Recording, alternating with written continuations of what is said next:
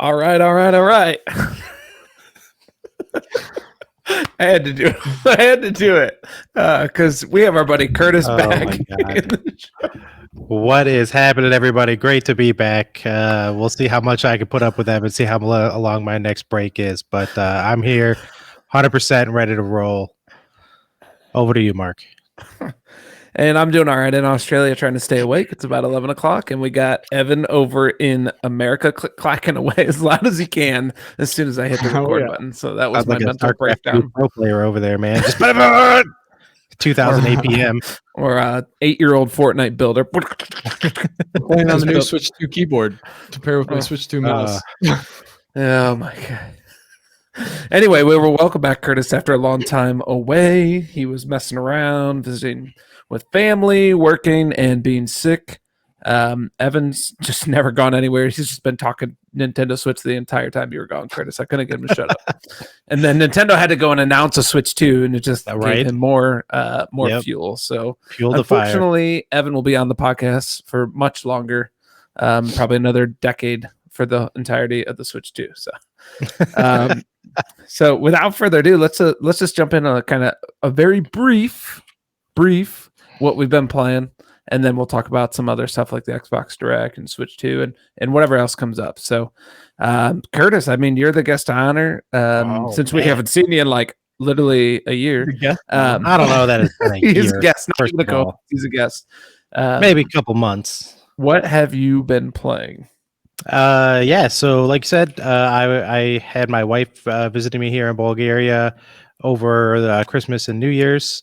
She brought with her the Plague that I've never seen before, and then of course passed that on to me. So we spent pretty much our entire time here sitting in the living room playing Baldur's Gate 3 split screen on the Xbox, and then had a really good time doing that. I think we finished all of Act 1 and started on Act 2 before she left, and then we're going to play just online together with that same save. So we haven't yet, but she's only been home for like 2 weeks, and get back in the swing of things.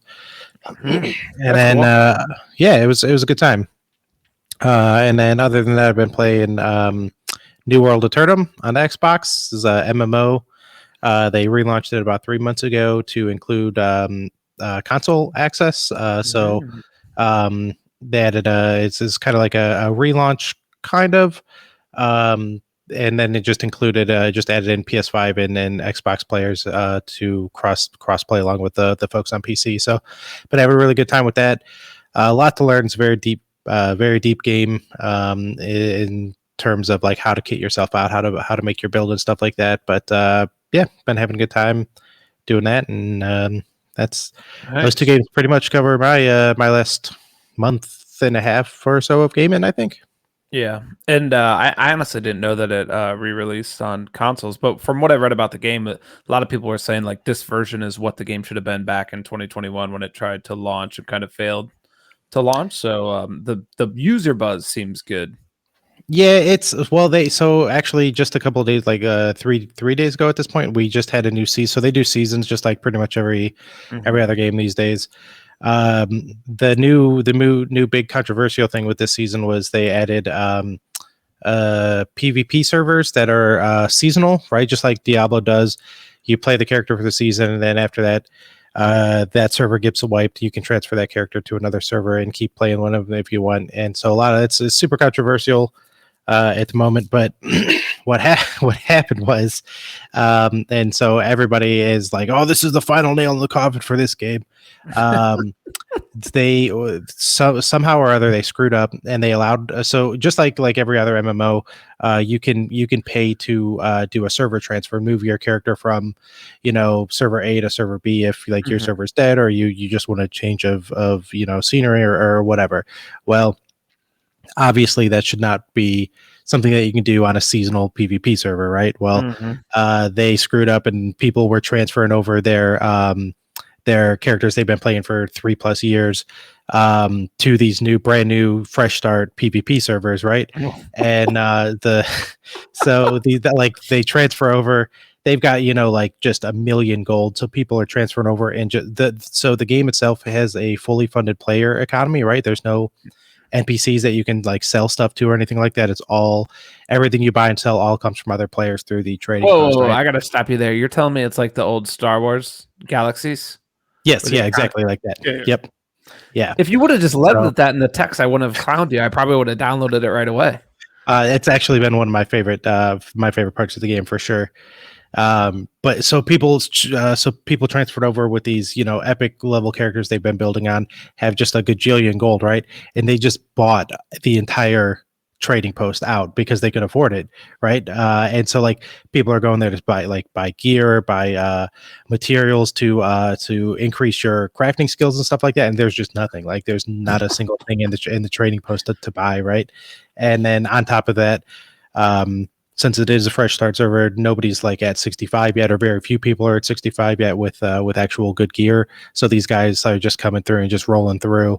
And it wasn't just like one or two people that did this. There was like when the word got out, there was like entire groups, like teams of people that would transfer to a server, and then they just became gods of the server. Like they would run in packs and just fucking slay everybody, right? No. So they just got this fixed about a day and a half ago. So it was up like that for about a day or so, where before they got it shut down, and there were talks like they were going to have to revert the servers to kind of fix that. And it's now they're issuing out like bans and stuff like that to the people that bought the transfer pass and moved over to these PvP worlds and stuff like that. It was quite the controversy going on there for about a day and a half, and people are still all up in arms about it on Reddit and stuff like that. So it was interesting. It was very interesting. Dang, dude, that's nuts. I heard Elon Musk was pissed when he found out his little play farm that he has, like of people playing games for him. Told him that his character lost all their gold. He's probably one of them. Dude. He's probably. That's like the World of Oh my Warcraft God. episode personified, man. Like the dude running around just yanking everyone. Yep, exactly. South Park. Yeah. So yeah, that's what I've been playing. That World of Warcraft episode, and I just assumed you were talking about South Park. Yeah, like it's synonymous, right? Like everybody should know. That parody episode. Oh, it had to be South Park. I don't know. Just about anything. It's so the only thing is like maybe he's talking about Secret Level because of that. Or Simpsons, right? Like it's stuff's Right, always Simpsons, referred to Simpsons. Was there a secret level of World of Warcraft? No, I don't know. I haven't watched through them all. I just okay. I always wondered. Yeah, I always wondered. How did I miss that? I wouldn't have been surprised if it had a WoW episode, right? But dude, fair. That Unreal Tournament episode, sorry, it just came up in my mind, was really good. In Secret Level. Yeah, I agree. I gotta go watch those. Yeah, and the D&D one was really good too. Yep. So one thing I got out of this is like I don't know how this doesn't dawn on me before, but if I ever want to get like Mark to play a video game, I should be like, it's like that one Star Wars game. Oh, dude, I gotta play it. Like Star Wars. It doesn't even have to be about galaxies. I feel like it could be anything. You could say Sodor, Kodor, galaxies. No, just say Star Wars in general. Jedi battles, no. Dark Forces. Maybe. The Galaxies was so unique because it had that player-driven economy. Like you literally had a job. There's no NPCs or AI or anything doing that. It's like, no, I make and sell the lightsaber hilts. I'm just making this up, but like that's all I do. Exactly. Yeah, and people come to me for that, and I make money off of that, and then I go get stuff from other people. Like that was such a cool concept at the time. Yep. Especially the bounty hunting. Like, and when a bounty hunter came, dude, watch out, dude. If you got a bounty on you. Oh, okay. Oh, man. All right, Evan. What have you been playing? Copy of Concord. It's just like Star Wars. Are you talking to yourself over there? What? He is. He's in his own world. I am. I'm in. It's a new world, but sorry. Get out. The door's behind you. The closet door. It's the closet door, man. I don't know. So I mean, all right, we get ready. We got how many minutes to talk about my games that I've been playing? You get 5 minutes for all 5 games, all 10 games. So you missed it, Curtis. I pretty much come here every week. Talk about the 10 games I've been playing over the last 2 weeks, and I got that's the first hour out of the 2 hours of the episode. So I was on a mission the last couple of weeks, and all the games I have to talk about are sitting behind me there. Yes. And, also, your couch is not facing the TV, so something's going on. I honestly been waiting for somebody to point that out, whether it was here, like on the channel, or in the comments of the Discord or something. Just like, wait, what's going on with that that couch and that TV? It's I can now move it because I was just seeing how long it took. But I have my treadmill next to me, and then yeah. Anyway, it's more of a storage thing. That TV's not getting used. Anyway, so I've been playing Prince of Persia: Lost Crown. That is the game I have to talk about in this segment. I'm a little over halfway through. I haven't played a ton. I've played for that being the only game I played the last couple of weeks or whatever to talk about here. But I've got about 16-ish hours in it. Nice. Yeah, and man, it's a really, really good Metroidvania. It's the best game I have played from 2024 so far. Probably, I guess, Ranger was really good, but I think Prince of Persia is a better game. So it's like I said, it's good Metroidvania. It's got really satisfying combat, right? You're moving fast, right? You've got these this nice little dash move that you get pretty early on. And then I get about, I don't know, I'm like 12 hours into it, and then this like little section pops up at your kind of like your main hub. And you can go into that, and there's these like little challenges. You can get the basically the in-game currency for like as a reward for completing or whatever. And it's these platforming challenges that are of the level and quality of something like a Celeste or Super Meat Boy. Like the challenge, that precision right platforming. Oh yeah. Oh man. I was just like, oh my goodness. And so it took me a while to get through even the first one. And I was talking to somebody in ATB's Discord server or whatever, and they're just like, yeah, I beat the one, and by the time I got through that, it was like I had enough or whatever. And I was like, I'm just ready to do more of these. I took a little bit break. I'll go back to those, but like there's a bunch of those, and I think there's some combat challenges and stuff too in there. There's basically like two little spots you can go in that section or whatever, and I think one of them's platforming, one of them's combat challenges basically. But I have a lot of praise to say about the game. I would say the first 10 hours or so, it was like almost nothing but praise.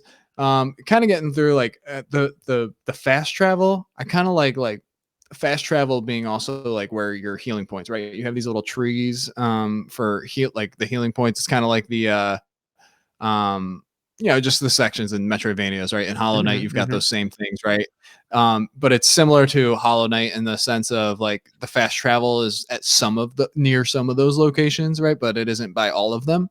Where you have like that little bench and you can hop on the beetle that comes and picks you up or whatever. But this one has like you find these little sections, and it's all about like the whole theme of the game is like this time warp, right? And you're in this like this part of the world that's kind of just where time loses all meaning. And so you run into like past versions of yourself or other characters, and or future versions of characters or whatever, and it's so anyway, it's kind of a cool story, but the fast travel points, I wish they were just a little more. There was a few more, and they were a little bit better. Like there's some are just like, gosh, I really don't want to go traverse this good chunk of the map just to get back to this boss that has killed me like 4 or 5 times, right? But most bosses, like actual level bosses, you can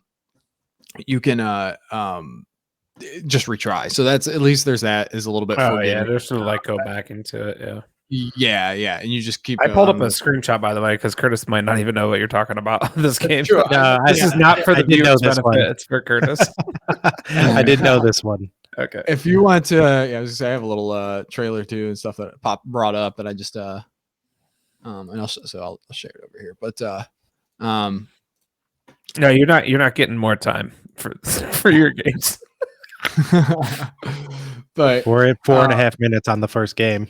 The world and the art direction in this game is it's so cool, and it just like I wish I could like so it's just side scrolling, right? It's a side scrolling Metroidvania, which we're all kind of familiar with. But like if you look at the background of the setting and stuff like that, like the map looks like it has It's got some it's a depth to it, park. right? Like you Yeah, could it go has a you lot could of go depth, right? around basically, right? Yeah, it's cool. Yeah, and so while it's not like as pretty as something like Ori, it feels like it's a part of it. Like I feel like I should be able to move in 3-dimensional space, which is really cool, but also it just makes me want to. Mm. I'm like, man, I really just want to go up, like or back or forward, you know, and like and it's like, but I don't know, it's really cool.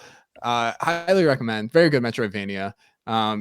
And it's got a lot of accessibility options. I think I touched a little bit about this last Yep. episode because I just started it, but that makes it like there's a bunch of sliders and a bunch of things you can turn on, turn off, in addition to a couple different difficulties. Like there's so I don't know. It's an excellent game. And I've got other people recommending me a bunch of Metroidvanias right now, and I'm just like I can play one Metroidvania for a little while, and then I kind of have to take a break usually. But and yeah, that's Prince of Persia: Lost Crown. I will hopefully have it wrapped up. I don't know, next episode or two before Avowed. Time's running out. Before Avowed, you Yeah. better speed it up, buddy. You got like 3 weeks, So right? Mark, you Time is were running out. you were playing something right before we started the stream here. What else have you been? What all have you been playing?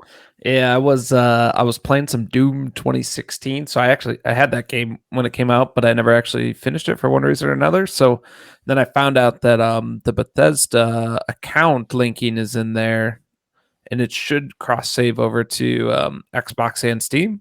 So I was just playing it on Steam on here, but I should be able to play it on my Xbox as well as my Steam Deck. So I'm gonna try and rip through the rest of that game, play Doom Eternal, and prepare for Doom: The Dark Age, which we'll talk about later in the show. What else have I been playing? I started up Final Fantasy VII Rebirth again, just so I could try and kick that game off and keep going. I'm very early on in the game, and one of our listeners, Funk, is going to rip through that much faster than I am, but I'd like to try and play along and have discussion with him. So, and anyone else that's playing it. But once I fired it up, I remembered why I slowed down so much, because it's just a Queen's Blood simulator. So there's a card game in there, and I find myself just playing the card game over and over. So yeah, it's a cool card game. Much like in The Witcher, you get caught up in that too. So in Gwent. Anyway, so I played that, and I've been playing a lot of Lightyear Frontier. So I mentioned this before. Kurt, you were on the episode. I think we talked about Lightyear Frontier. You remember this game? Yeah, from Game Pass? I played through whatever was available because it's early access, right? Yeah. So I played through up to the point where I essentially beat it on early access, but I haven't done anything since then. I don't know if they've added any updates or anything to expand upon it. Yeah, so they've updated it. I mean, I certainly didn't play through the entirety of the game. I was just going to share a screenshot so people can see what this actually is. But yeah, it's essentially like a Stardew Valley-esque thing in 3D. Like you have a mech robot that you can use for farming, and you build stuff out. And there's animals. There's a mystery to the island that you're on, and stuff you can do. And my son's playing this a lot. So my 3-year-old son's playing this. He's really enjoying it. He's got the controls all figured out. So I'm kind of helping him. Like, he can't read, right? So I help him read, and I tell him like, oh, it's saying to go build this. Okay, I need you to go find me aluminum. I need you to go find me wood and get some water and take care of the plants. And he can do all that. So that's I kind of I manage the morning and then let him go. And so I'm almost at the point where I might, since we have 2 Xboxes, fire it up on both and try and play co-op, because there is a up to 4-player co-op. So it's pretty cool. It's pretty chill. Like, I find myself really chilling out with it. The theme of the game is that basically on this island, and I said there's a mystery to the island, but there's also this noxious ooze evil slime thing all over the island, and your job is to clean up the environment. That's kind of the base job, at least how my son sees it, right? He's like, I'm here in my mech and I'm gonna clean up the island and save the environment. So he's really enjoying that. So that's what I've been digging into. I don't think I've really, and Marvel Rivals. I love Marvel Rivals. The game's great. There's a Lucio Ball style if you're an Overwatch person, but basically soccer limited time mode right now. And so that's pretty fun. You get a free skin if you play that. And I've been playing some ranked in that and casual. I just really enjoy the game, and they update it, new characters, and the characters are free, new maps. So yeah, that's about what I've been playing. Nice. That's cool. Yeah, like your Frontier, it's just like there's Minecraft, your Stardew Valleys and stuff like that, right? And those games that you play co-op and stuff. Mm-hmm. And I've played a little bit of Minecraft stuff with like my son.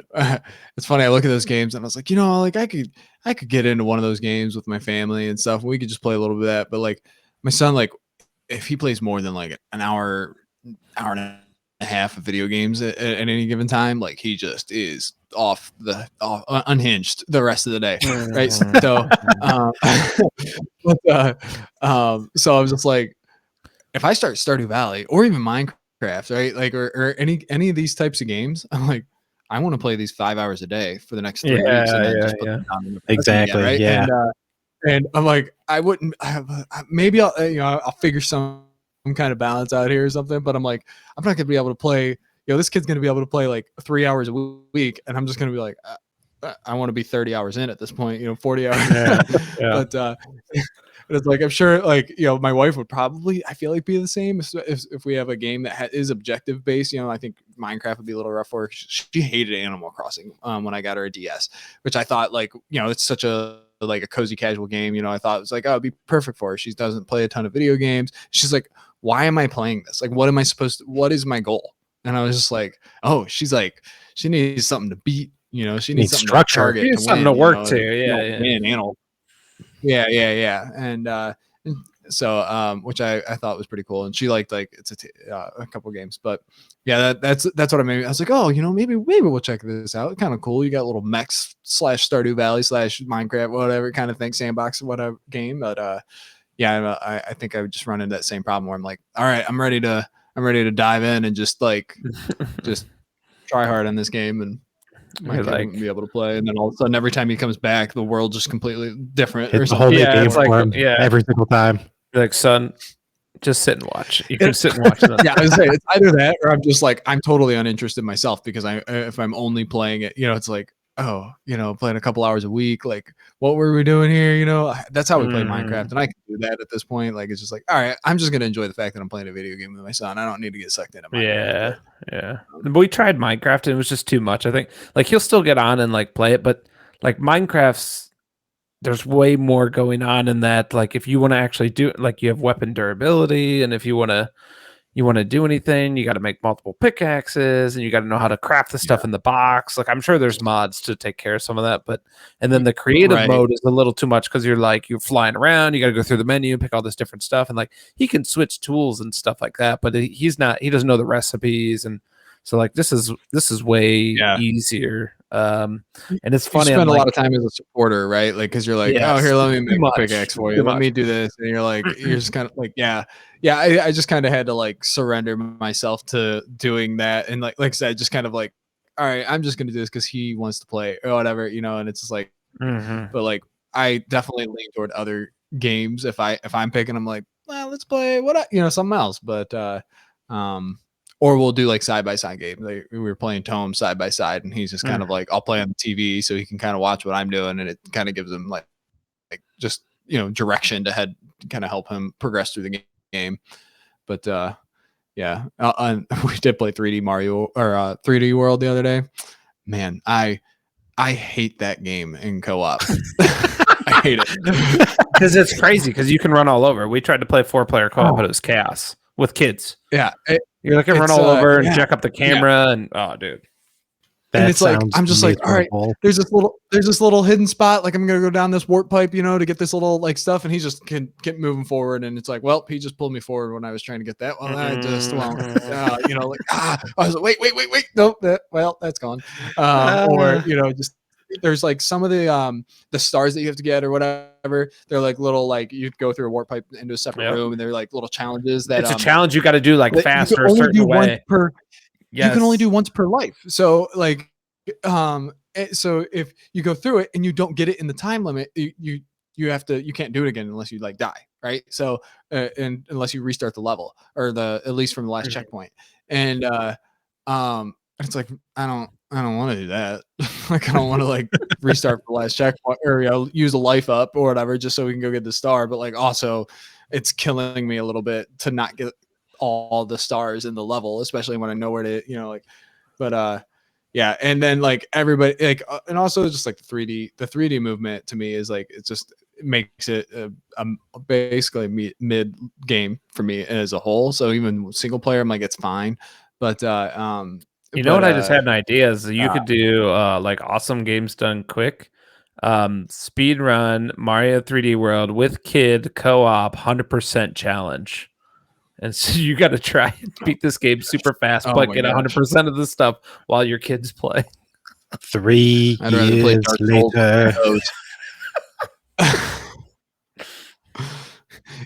Give me Donkey Kong bongas to play Dark Souls. And yeah, he'd rather do the DDR dance mat on fighting Elden Ring. Oh my god! Oh my goodness. Okay, it's nuts that like your son at the he's half the age of my son and doing all this stuff or whatever. I'm like, these are the same challenges I'm running into mine. Who's like, he's a few years older than yours, and yeah, it's impressive. He is really impressive with like the stuff he picks up and does. We did have to have a talk today, just like, hey, when it's time to take a break, it's time to take a break. Like we'll let him play.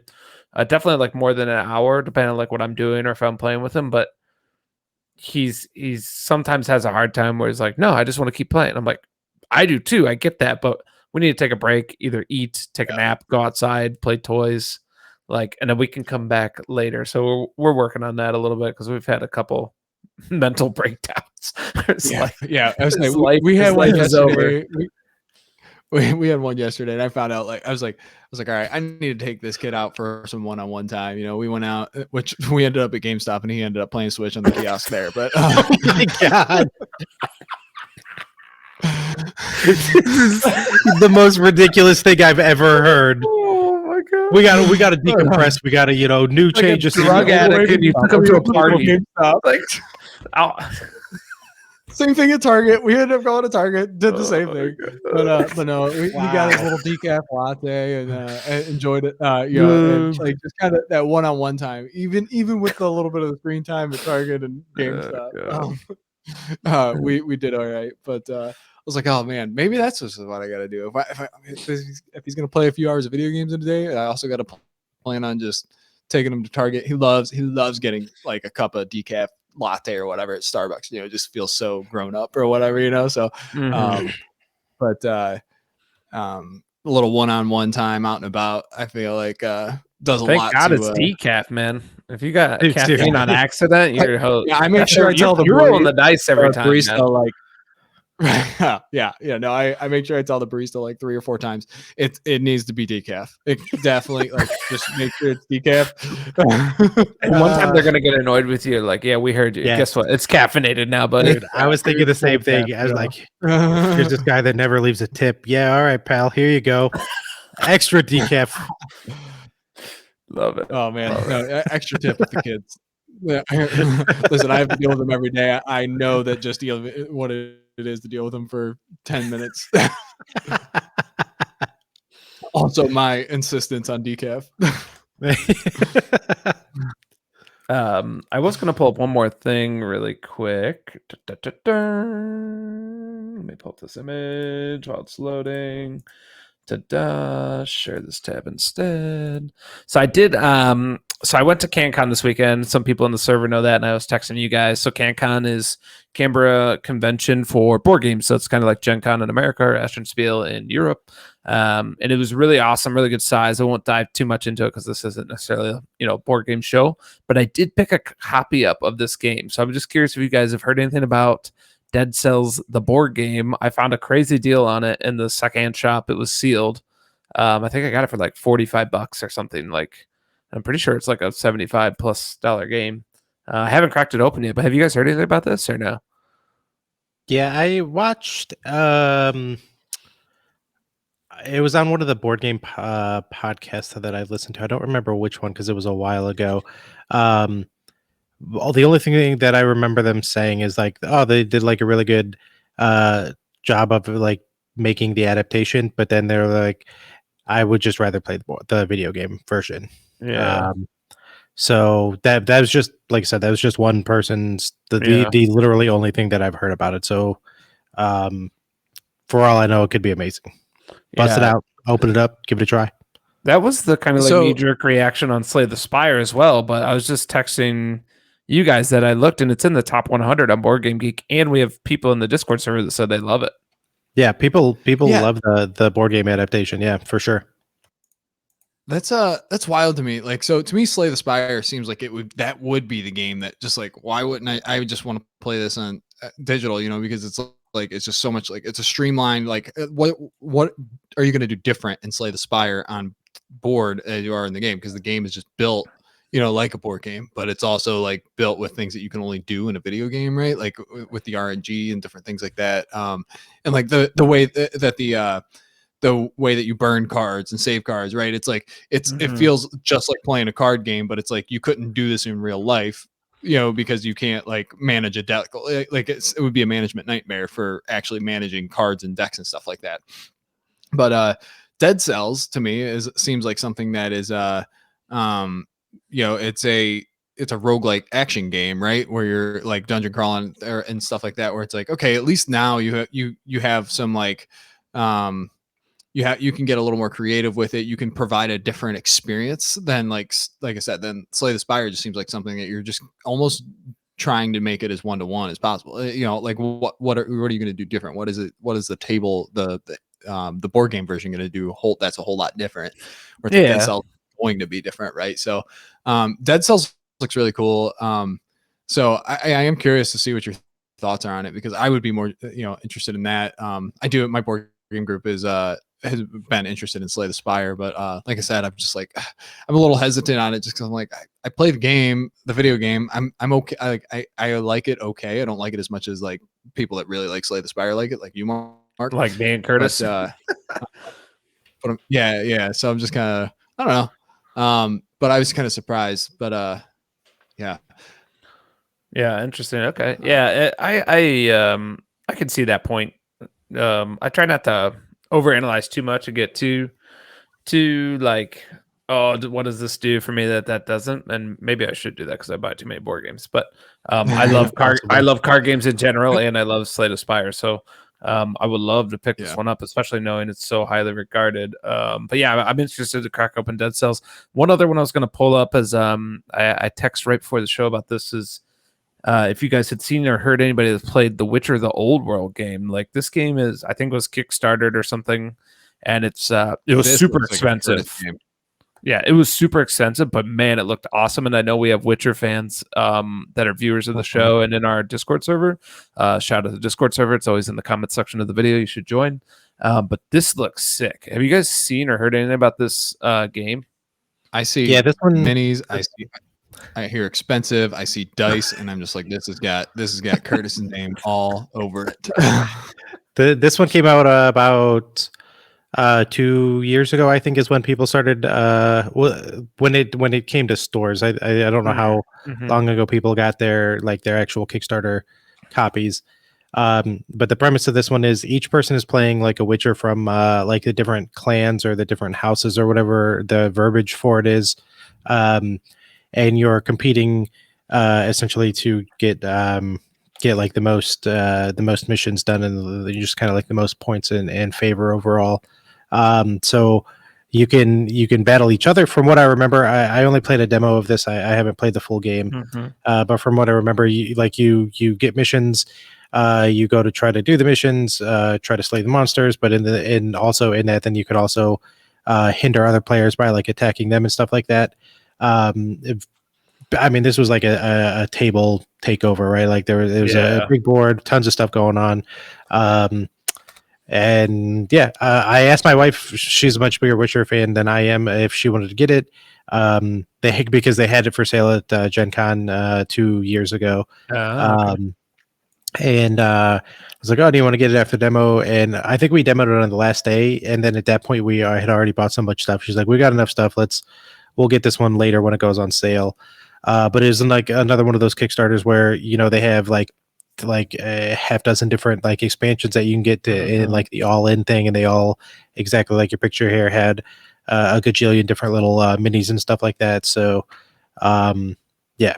Dude, the sculpts look awesome. I mean, the designs in The Witcher in general are just sick, but to see them personified in this is really cool. So I think I might go back for day 3 tomorrow at CanCon just to scope the secondhand shop, because for anybody that's not familiar, typically what happens is these conventions are like 3 days, and when you buy stuff in the secondhand shop, they have 3 prices, and it's like the most expensive price on day 1.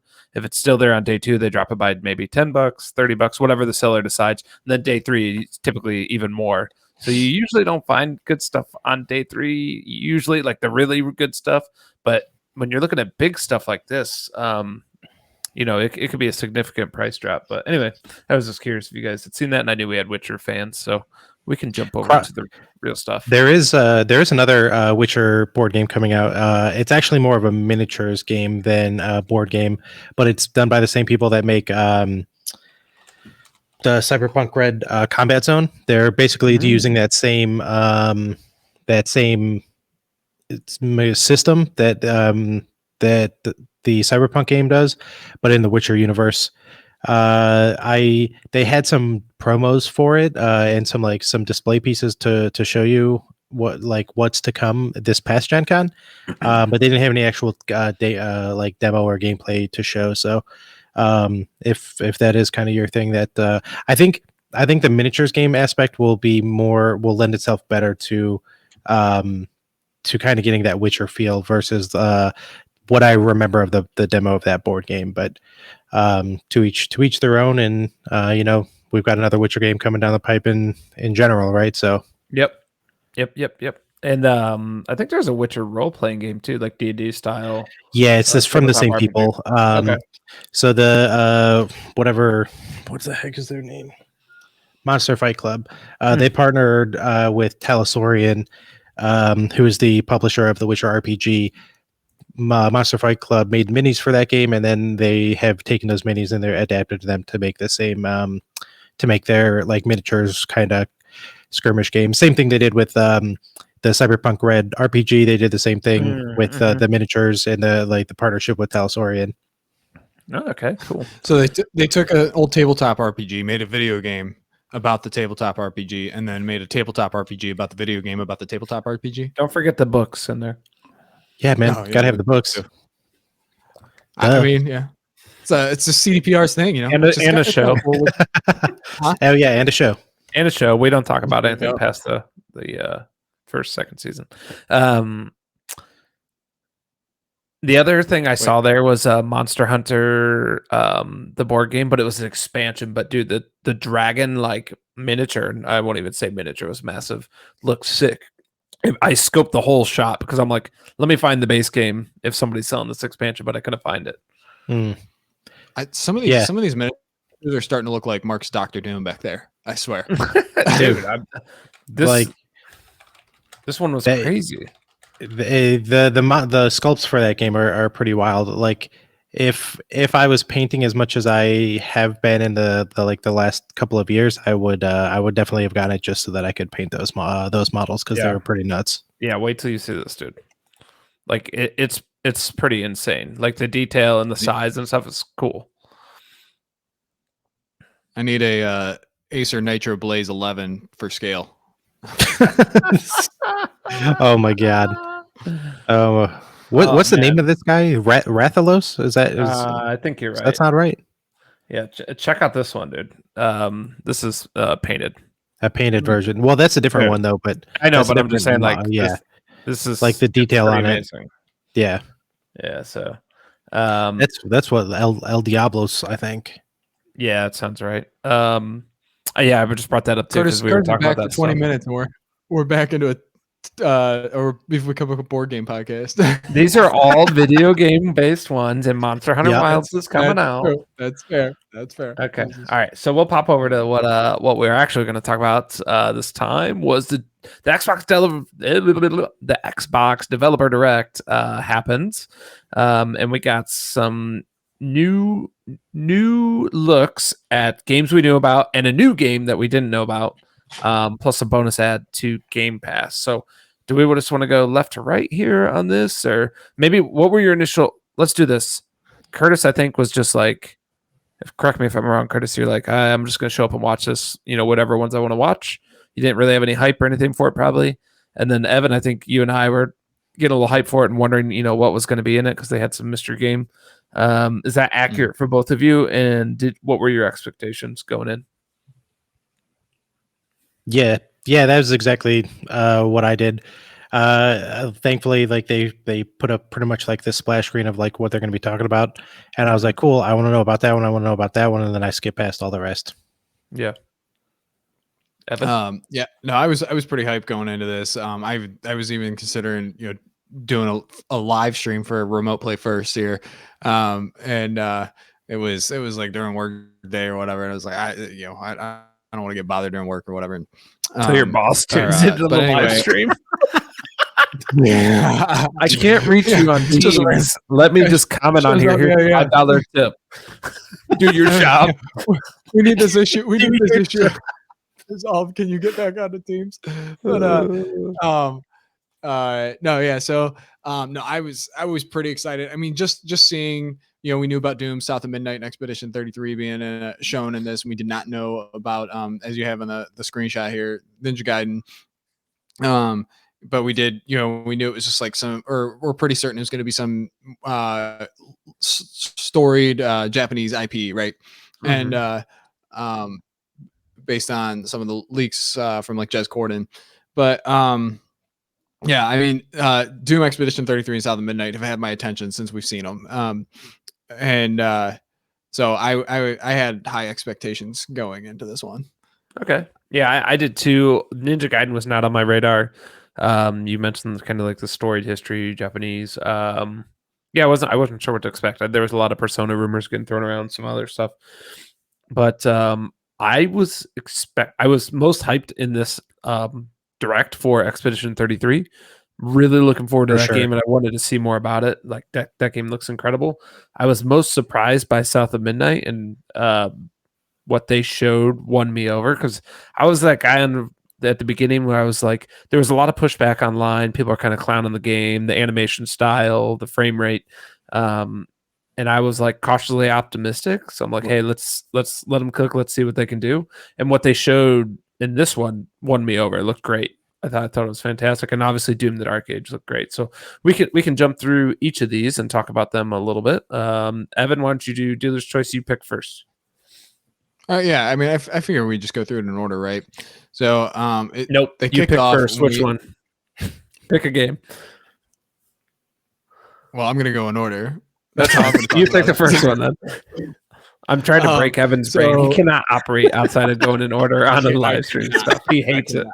All right, here we go. So first thing we see is Team Ninja pop up, and then the platinum logo, right? With Xbox going into publishing Ninja Gaiden 4.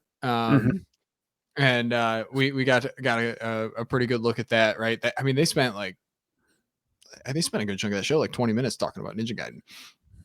So I don't know if we have any more of that to look at, but it's bringing back. I've never really played any Ninja Gaiden. I mean, maybe some of the old like NES, SNES or whatever, the super hard games that I played for 30 minutes and quit because they were so hard. But if I recall correctly, Mark, you played, I want to say one of the Ninja Gaidens on like 360. Yeah, that it might have been too. Honestly, it was so long ago. I don't Probably remember. was. I think that was the one, right? Like, I think Ninja Gaiden. There was like Ninja Gaiden Black and Ninja Gaiden like Sigma or whatever on the 360. But right. Ninja Gaiden 2 originally, I believe, released on 360. Yeah. But yeah, no, I mean, it's just like super fast paced action, like ninja action, right? You're deflecting, you're doing a lot of I don't even know if I'd call it parries as much as you're just like doing block and then waiting for the right opportunity to attack. But it's fast paced, right? Fast paced action combat. And they took it to a new setting, which I feel like all these games are usually more like just like this not like ancient Japan style or whatever, and this is like more like cyberpunk almost type of setting, which was really cool to kind of see like that change of scenery, I guess, for these types of games. And I mean, look at that. That's Yeah, that kind of like Neo Tokyo vibe, right? Yeah, for sure. Yeah.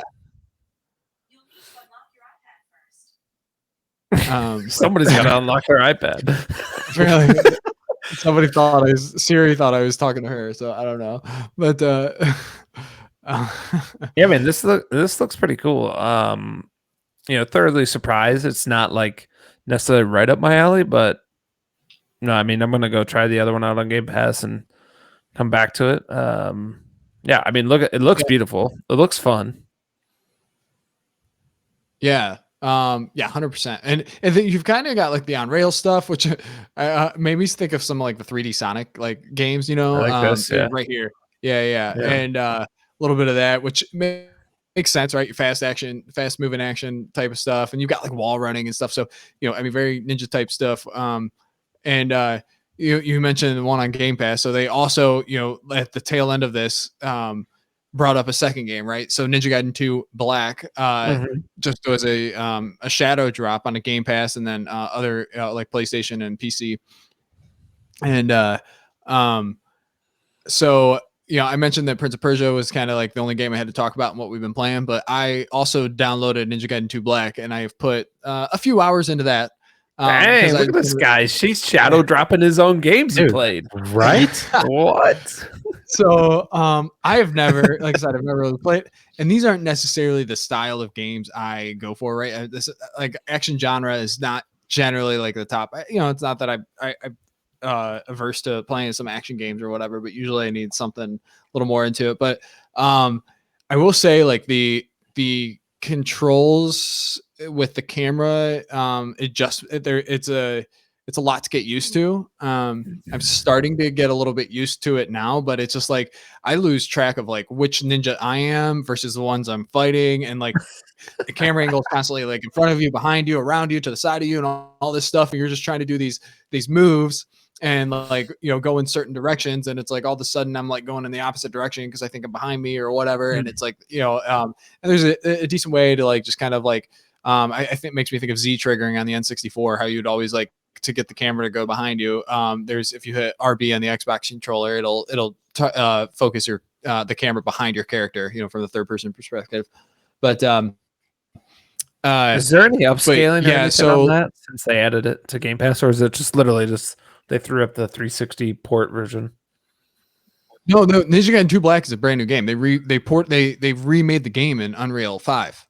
Unreal Engine 5. And it is okay. It's an 85 gig, it's like 85, 86 gig download. Like it is it's a hefty game, and no, it's fully like it looks like a release from 2025. Okay. Visually it looks similar to like what we saw in Ninja Gaiden 4 there, right? In terms of like the visual fidelity. So Curtis could play this one, right? There are a lot of extras in this game. That's not, I mean, yes, however, comma, we'll get to that. Yeah. But no, it's really cool. Setting it's got a vibe, right? It sets a vibe. It does feel like, which obviously it is a game from the 360 era, right? Like, and it's just kind of a nice callback. And honestly, like after playing it for a little bit and then rewatching the Ninja Gaiden 4 trailers and stuff, the gameplay that was shown there, Ninja Gaiden 4 like it looks like a game that would have kind of existed in that era, that 360 or the 2000s, right? And it's really interesting because like I feel like we don't get a lot of games like that, where it's just like this linear straightforward action combat game. Yeah. Right. And if we do, it's a Dark Souls game, right? It's a Souls like. Sure. And it's like I'm not, I don't want every game I play to just be like in an action genre or something. I don't want to just like every game doesn't have to be the hardest game I've ever played, or just in brutal combat, right? Like I just want like sometimes like I've died I think once in this game in the first few hours, and it's like really you could get like moving forward, I'm just playing on, I think, on the base difficulty or whatever, and I think there's several difficulty options on this one. There's definitely going to be in Ninja Gaiden 4 all kinds of difficulty sliders, but it's kind of nice to just kind of feel like a overpowered ninja, right? And like kind of you learn more and more. You gain more abilities as you're playing, right? I've gained several already, and I got a second weapon. I got the staff. You start with like 2 swords, and I'm like, all right, and I was like, just as I was like, I'll probably set this down. I just wanted to kind of get in and check it out and see what it's about, and I got the staff, and I'm like, oh well, I'm hooked on this. And you like that weapon way better, the huh? second weapon. Interesting. Oh, it's so cool. It's so much cool. You're doing all the twirls and stuff like it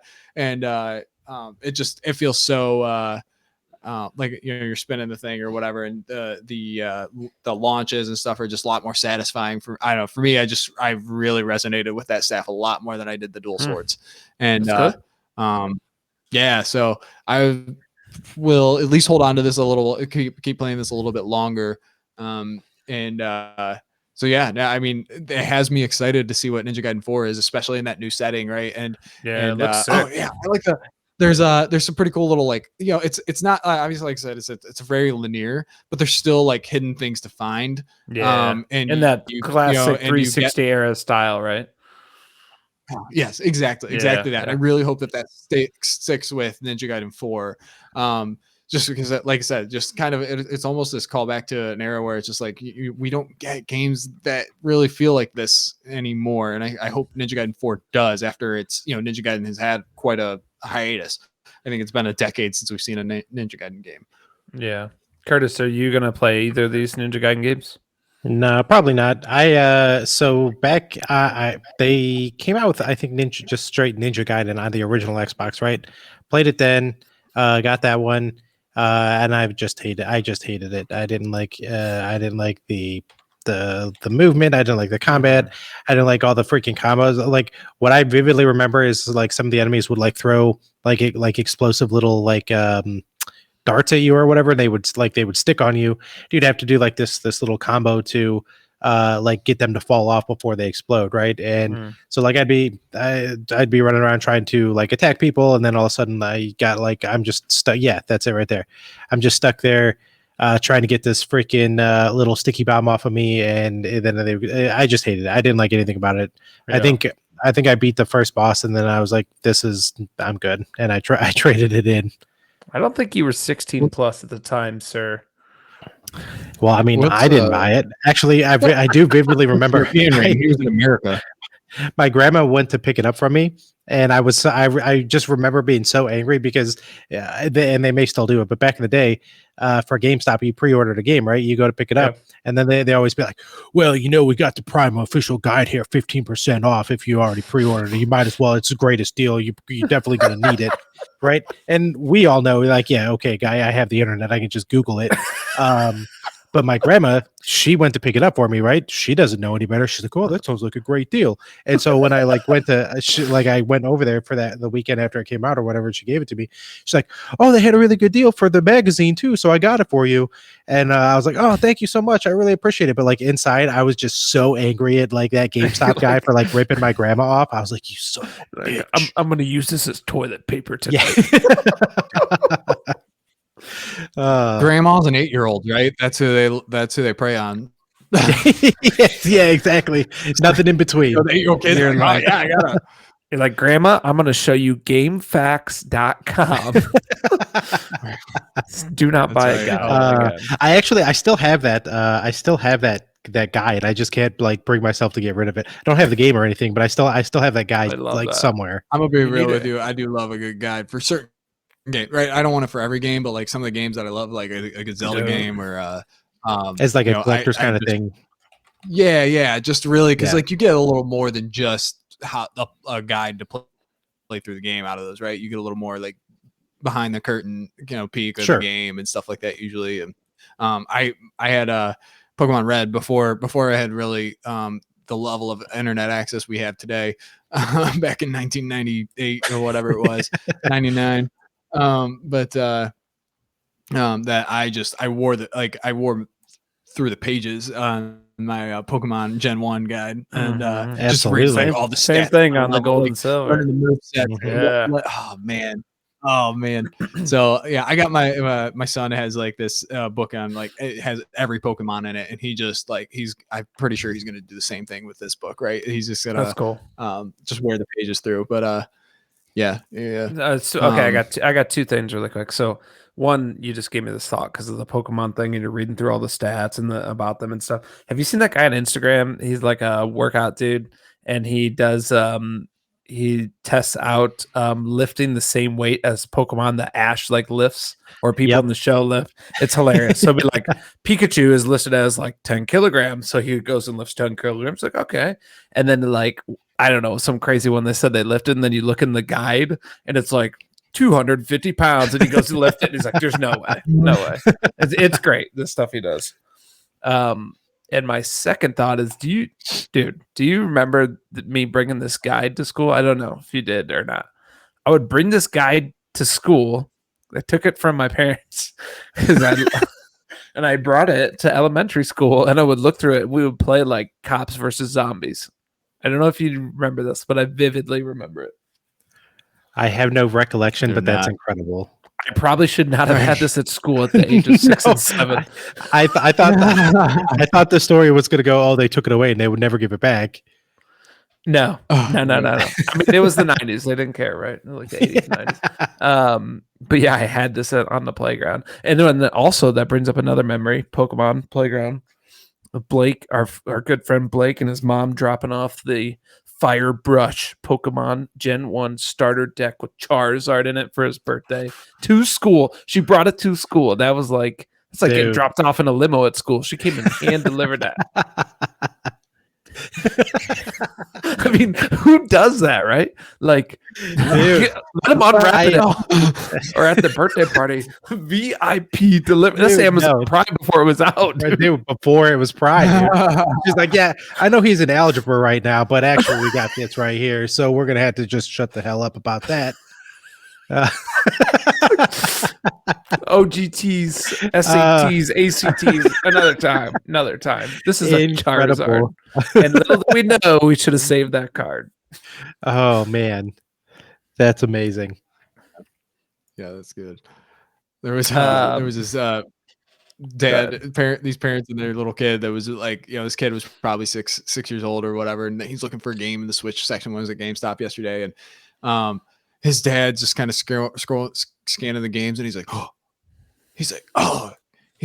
buddy, this game, and he pulls out Night of the Living Dead or House of the Dead or whatever remake, and he's like, man, I played the crap out of this when I was on the PS2 or whatever it came out on, and this kid's like, he's looking at the other games, like, I kind of want this. He's like, this game, buddy. He's like, try to upsell him. Don't you want this one? He's like trying to, just give this kid the upsell. I'm like, man, I don't know that he's like, you shoot zombies and stuff in it. And I'm like, my kid that's similar age. I'm like, I don't know that I'm trying to play zombie shooting games with my kid. Whatever, that's fine. But it was just hilarious. Amazing. This kid's like, Dad, Freddy's 2. Freddy's one of these 5 to a Five Nights at Freddy game. He's like, guys just dying inside a little bit.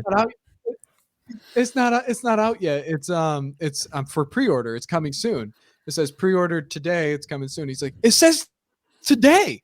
And, so this kid's like, his parents are trying to explain to him that it's just like that coming soon section. It's the pre-order section, and he is just not. He's like, the case is on the shelf. What do you mean? Let's just take the case up to the counter and see if it's there. And like TODAY. Oh, so clearly you guys don't know how stores work, right? You take this over here and give them money, and then we go home with it. Like, this kid's like, guys, what are you talking about? You're insane. It's right here. I could take the game up to the counter. I love it.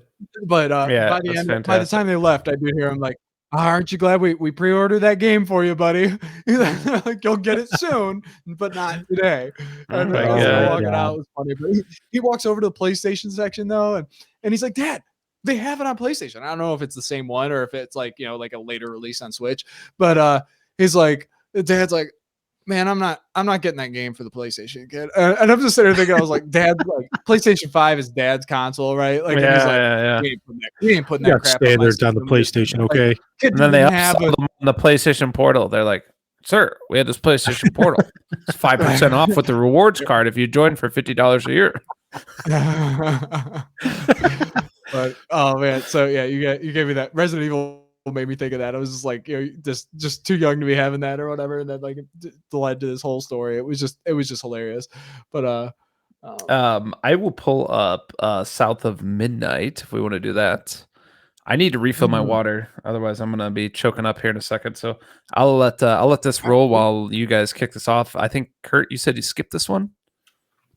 Yeah, I skipped this one based on like the stuff that I'd seen previously. So it's interesting what you were talking about a few minutes ago, how you were kind of on the fence, and whatever they showed here was kind of like the thing that brought you onto their team. All the stuff that I'd seen previously, I just had like zero interest in it, and so while like I just fast forwarded right through this, so I haven't seen anything about it. Yeah, I'm trying to find if this has the now. gameplay. Let me cut ahead a little bit. I think this is the same trailer, right? This one said 2 days ago. So, okay. There's the gameplay started rolling, and I was like, oh. I mean, I thought it looked pretty sweet. All right, I gotta fill up my water. I'll mute my mic. You guys chat. Just keep your headset on. Yeah. No. Just I mean, easy. Yeah, But, I mean, it's still like the art and everything like on here still like just gives me like those claymation vibes and stuff. I just don't like it.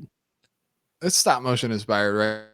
But I think more like Into the Spider-Verse, right? Type of animation style. Okay, yeah, I can see that too. Yeah, right. And then I don't know. I think like first off, like the folklore of like New Orleans folklore, this old in the bayou type stuff, which has hardly been hardly been touched, right? Like we've never really seen a video game, at least any notable video game that's or popular video game that's kind of hit like at this level, right? A video game at this level, this kind of budget or whatever. I mean, this is a $40 game, which has me hopeful that it's very like a 10-hour game. Because like, I don't want this to be a long experience, right? I want to, I hope they can wrap this up in a tight little bow, right? A tight little package. So, I think it looks awesome. I was talking a little bit on the Discord about it. This, like, to me, this could be a dark horse for game of the year for me. And just the world, the setting and everything like just seems so interesting to me. And the gameplay does, it looks pretty cool. It looks like there's some decent little platforming and stuff to do. I'm wondering how much of that the actual world is explorable in the sense of like, where am I going to hit these like invisible walls, right? Like how linear is the exploration piece going to be in terms of like, because I don't mind playing games that have that, but I like, just like we're like in Skyrim or Breath of the Wild or whatever. It's like there's no boundary until you get to the edge of the map, right? Like you can go anywhere on that map, until you just. But but I don't know. I think that the story kind of sounds fascinating. The gameplay looks good enough to carry you through, and just like just being able to kind of a place that I just want to get like immersed in and exist in, and hopefully tie it up in like I said, 10 to 12 hours or something like that. And I don't know. I think it looks excellent. Absolutely excellent.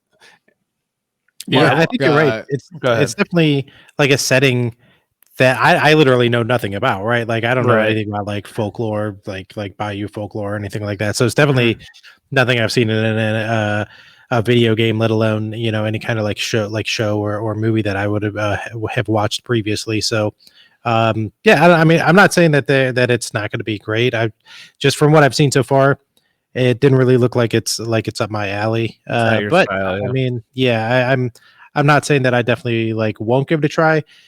Just not like I don't have like the hype for it like Expedition 33 or something like that, right? I'm just like, oh cool, let's see what this kind of comes up with. The best part is it's Game Pass, right? Yeah, exactly. I'm gonna stack the deck for when this comes out, when we do the Remote Plays Game Pass segment again, and Curtis is gonna be stacked with south of midnight. Make sure you get that. Love it. I love it. You Genius. have a choice. You can play South of Midnight or Curse of Benedict Arnold. No. The whole time, the whole time that you were talking about Prince of Persia, I was like, oh, I wonder if this is just a better version of Benedict Cumberbatch, because I couldn't remember the name of the game. that poor Benedict Fox. Fox, the Fox, that's it. Yeah, Fox. Yeah.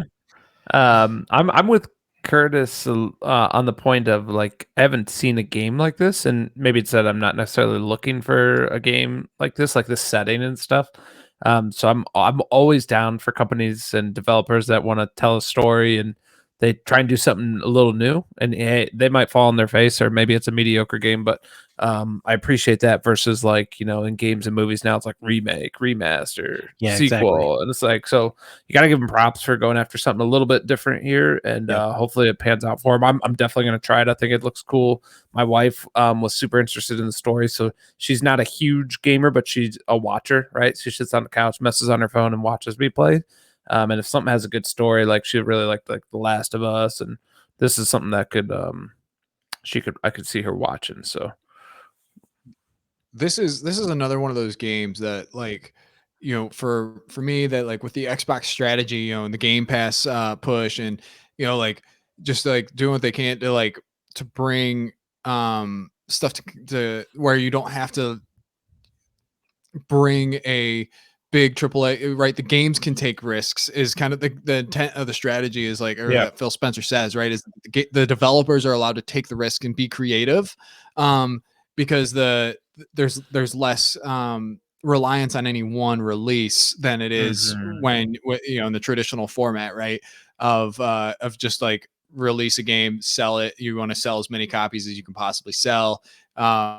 And sell as many microtransactions as you possibly can, right? When you have that recurring monthly payment or whatever from subscribers of Game Pass, right? It allows us like, we need stuff we just want to put stuff out, a good flow of content, a good flow of like an interesting content, and it's like, maybe that's not for everyone, but it's like also, like it's for someone, right? And it's just like, that's kind of like, I think also the breadth of the Game Pass strategy is like, every game isn't going to be for everyone, but Game Pass is going to have games for everyone, right? And this is a game that, it's just like, oh, we bring in something like this, and it allows these studios to take risks, make smaller games, right? I hope my hope for this is getting more AA games, games in the AA space, the smaller budget space, right? This is a $40 title, and I don't know, like that's what I like to see. We also got it with Hi-Fi Rush. I mean, we know how that kind of ended up for Tango, but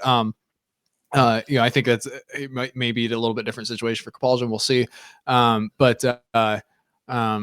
Even like Hellblade. Yeah. So I don't know. I like the idea of seeing this, and hopefully this is what the Xbox strategy caters to. And they've got that Call of Duty juggernaut and a couple other big ones to back them too. You talked about the constant stream of revenue from Game Pass, maybe not at the targets they want, but they have that plus the juggernauts behind them that allows them to take more risks. And we're not going to dive into the multi-plat discussion again for the millionth episode, but as they go multi-plat, that opens the market to a larger amount of potential sales, right? So and they're trending in the right direction, I think. We're going to see more of these games just like you want to see. Yeah, and like I said, maybe not to just keep hammering that nail. This one is not right multi-plat as of now, right? And it's I was thinking of something, like it was just kind of interesting thought as far as like, is this kind of going to be the direction of Xbox exclusives? Like for a while, I was like thinking like, oh, you could keep your big games exclusive, but like maybe these like smaller budget games, Hellblade is exclusive, right? Currently exclusive. Maybe it comes to multi-plat or not, but it's currently exclusive. Avowed is exclusive. This oh my gosh, whatever this game is exclusive. South of Midnight. It's just like, is it like, okay, these games aren't necessarily going, like the sales on other platforms aren't going to blow up and be huge and stuff, so we don't necessarily need those, and like the resources can focus if they choose to, right? And I do think Phil really stresses on like, we want the developers to, like, if the developers want to put their games across all these platforms, then we want them to be able to do that, right? And it's like Mhm. maybe like it's like, okay, a smaller team, they can focus on one platform, right? They can focus on Xbox as a platform. Maybe later we bring it to other consoles, but we can get this release out on Xbox. They don't have to worry about making sure it works on PlayStation, works on Switch, works on, well, it's going to work on PC, but like, you know, we can focus, you know, more on that, create this quality game, and then go from there. And you know, and it's like, is that, you know, like I don't think that's going to sell, you know, consoles in the way that something like you know, a Naughty Dog or God of War or something like that, right? A Naughty Dog game or God of War or something like that. But it, you know, it's just like, this is what we're going to offer, and then like and it's more of a, you know, just the capacity, and why, you know, Phil isn't saying every game is coming multi-plat no matter what, but he's also saying there's no red lines. Like, you know, it's It's a not case that, by case basis, and that's what he said. Yeah. So no. Yeah, and I feel like he's even withdrawn from that statement specifically, as far as like he's really emphasizing there's no red lines, which means that like it's probably going to be mostly multi-plat, which again, I don't want to get too deep into the weeds on that one, but sorry, You're already so, deep. You've already eaten 5 You're minutes. pretty deep. Yeah, we'll pull you we out of the got a water. presentation. Yeah, let's Go let's ahead, jump go ahead over to the and, next game. we'll move forward. There we So go.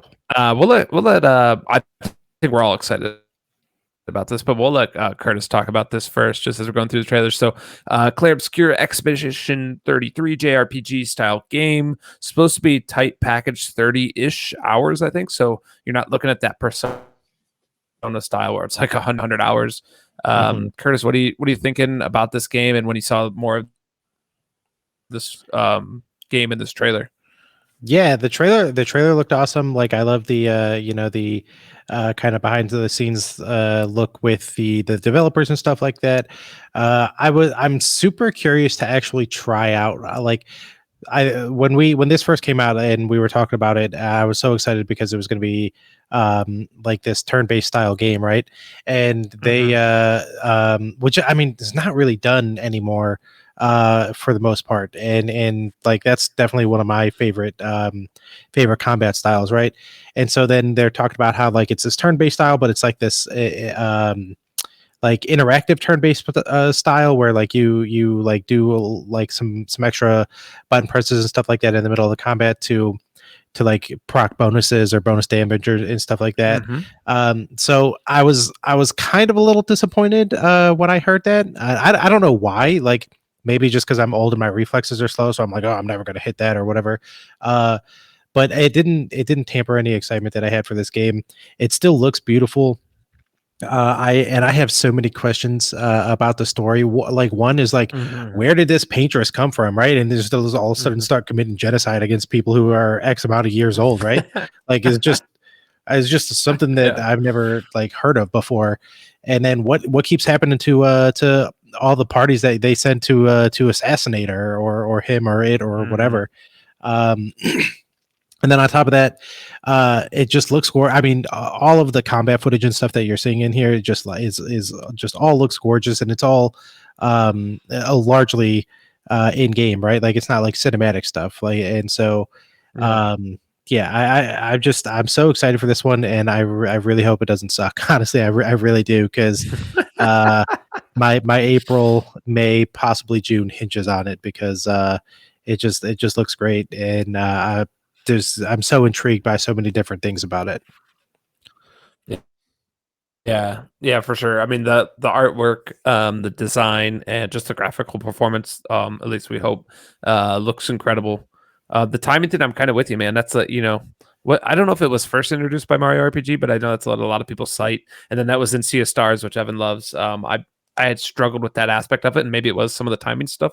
But I do also, again, applaud them for trying something a little bit different, right? Not going that full on Final Fantasy route, which I knew you did not like with remake. Rebirth. The Rebirths one. Yeah, no, I hate it. I have a PlayStation 5 solely to play that game, and I hate it. And I feel so bad because of it. So I'm so glad that they didn't do that, because if that was the case, I wouldn't have played it. And I really want to check this one out for sure.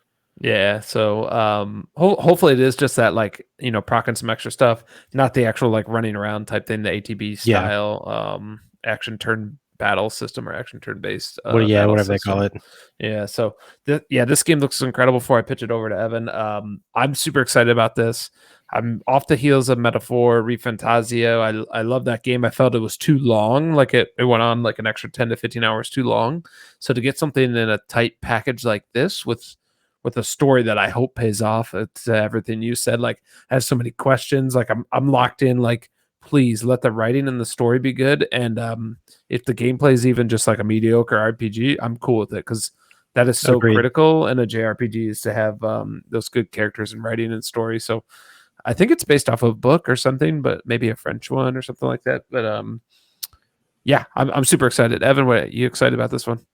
Oh man, it just looks so beautiful. First off, like just absolutely stunning visually, and like a very interesting world setting. And these are definitely. This is not the typical game for me. I do like JRPGs, but usually JRPG for me is just pixel art or top down, just usually a 2D or isometric type of perspective with like turn-based combat, right? And this is obviously turn-based combat. We talked about Sea of Stars, that roots back to Pokemon Gen 1, right? I've been playing Octopath Traveler, which is the H2TD 2D. I've never played through a Final Fantasy game. I've got, I don't know, maybe 7, 8 hours into Final Fantasy 10 on the Vita or whatever years ago, and then just end up falling off. Right. So, but I've been interested in like finding the right game to like kind of jump into this style of game. Right. And I don't have a PlayStation. So, playing like the Final Fantasy, the recent Final Fantasy games hasn't really been that option. And I did start, playing like Tales of Arise at one point, which that's just an action-based battle system, but it's still a JRPG. I do like the turn-based type of stuff just because it makes it easier to just pick up, put down kind of thing or whatever if you need to do that. Yeah, exactly. Yep. So this could be like your big breakthrough, kind of like you broke into Metroidvanias. This could be just the right package you need for a JRPG. Yeah, absolutely. And I will say, like, I was much more averse to just even like if I saw Metroidvania, I would say Metroidvania to me at one point was just like right now, if I see roguelike, it's not necessarily a game I won't play, but I'm like, like I'm not really interested. Like, roguelike is usually a knock on a game for me. I get a little disappointed if I see it roguelike. Metroidvania used to be a little disappointed if I saw that label, right? I'm the same way. Just like, but now, now I've grown to like, ooh, this is a Metroidvania. So I do adore the genre, but I still even so, like I said, once I finish up Prince of Persia, like I'm gonna have to take a break from Metroidvania for a little bit. It's just like I can't play those back to back to back. But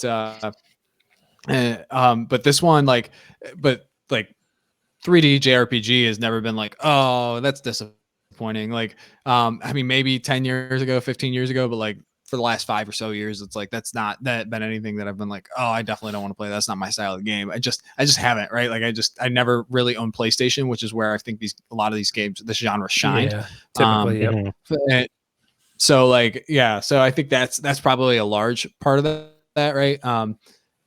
But even like Lost Odyssey and stuff, I never played on the Xbox, but I was always interested in it. So I'm like, this is just a great opportunity. Hitting Game Pass, right? Day one, and it might be that 30-hour. Like I said, the dev said it's like a 30+ hour to get through the main game, which probably means I'll put 50, 60 hours into it myself. If we could just work on that, yeah. we gotta. That's how I like to play games. I don't see it as a problem. It's just what I do, I love that when we were doing like the Halloween stuff and Evan's like, okay, I got to go to this house over here. So I turned immediately around and went the opposite way. That describes him in a nutshell. Yeah, By the exactly. way, I was updating my Steam games before this, and Clap has an update for whatever. Like, I don't know what you would update in that. That's incredible. Yeah. Anyway, I didn't update it yet. Man, I might have to put another hour into this game. Nice. I'm gonna get 2 hours into this 35-minute game, but yeah. So, any final thoughts before we pop over to Doom: The Dark Ages? I would the South of Midnight and Clair Obscur Expedition 33 were my two most hyped games of the show. It's funny, I was listening to Spawncast or Xbox Direct or whatever, one of the Spawncast team doing one of their podcasts or whatever about this direct, and they're like, yeah, they started and ended with a bang, but the two games in the middle just kind of seemed kind of slow or whatever. Look, but like they might be decent. I'm like, man, this was just so the opposite for me. But those guys over there, like at the Spawncast group, usually just like more action oriented games and stuff. Especially John, like Spawn himself and Nate the Hate was on the show, so it was an Xbox with their Xbox focus show, but I was those were the two games I was most pumped about. I mean, just the most, but I really was excited about all of them, and Doom is certainly the one that steals the show from a the masses, kind of a popularity standpoint.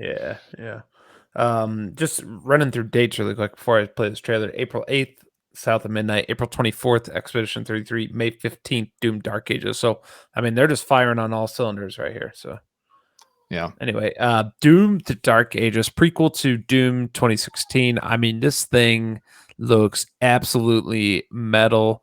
When I bring up these clips, Curtis's face freezes, and he's got this like impressed stank face on right now on my screen, and it's just perfect for Doom the Dark Ages. But I think they said something along the lines like, if you were a jet plane in Doom Eternal, like in terms of the gameplay and the speed, in this one you're a tank, and it really shows in the trailer. I mean, look at this. Oh my god, that looks awesome.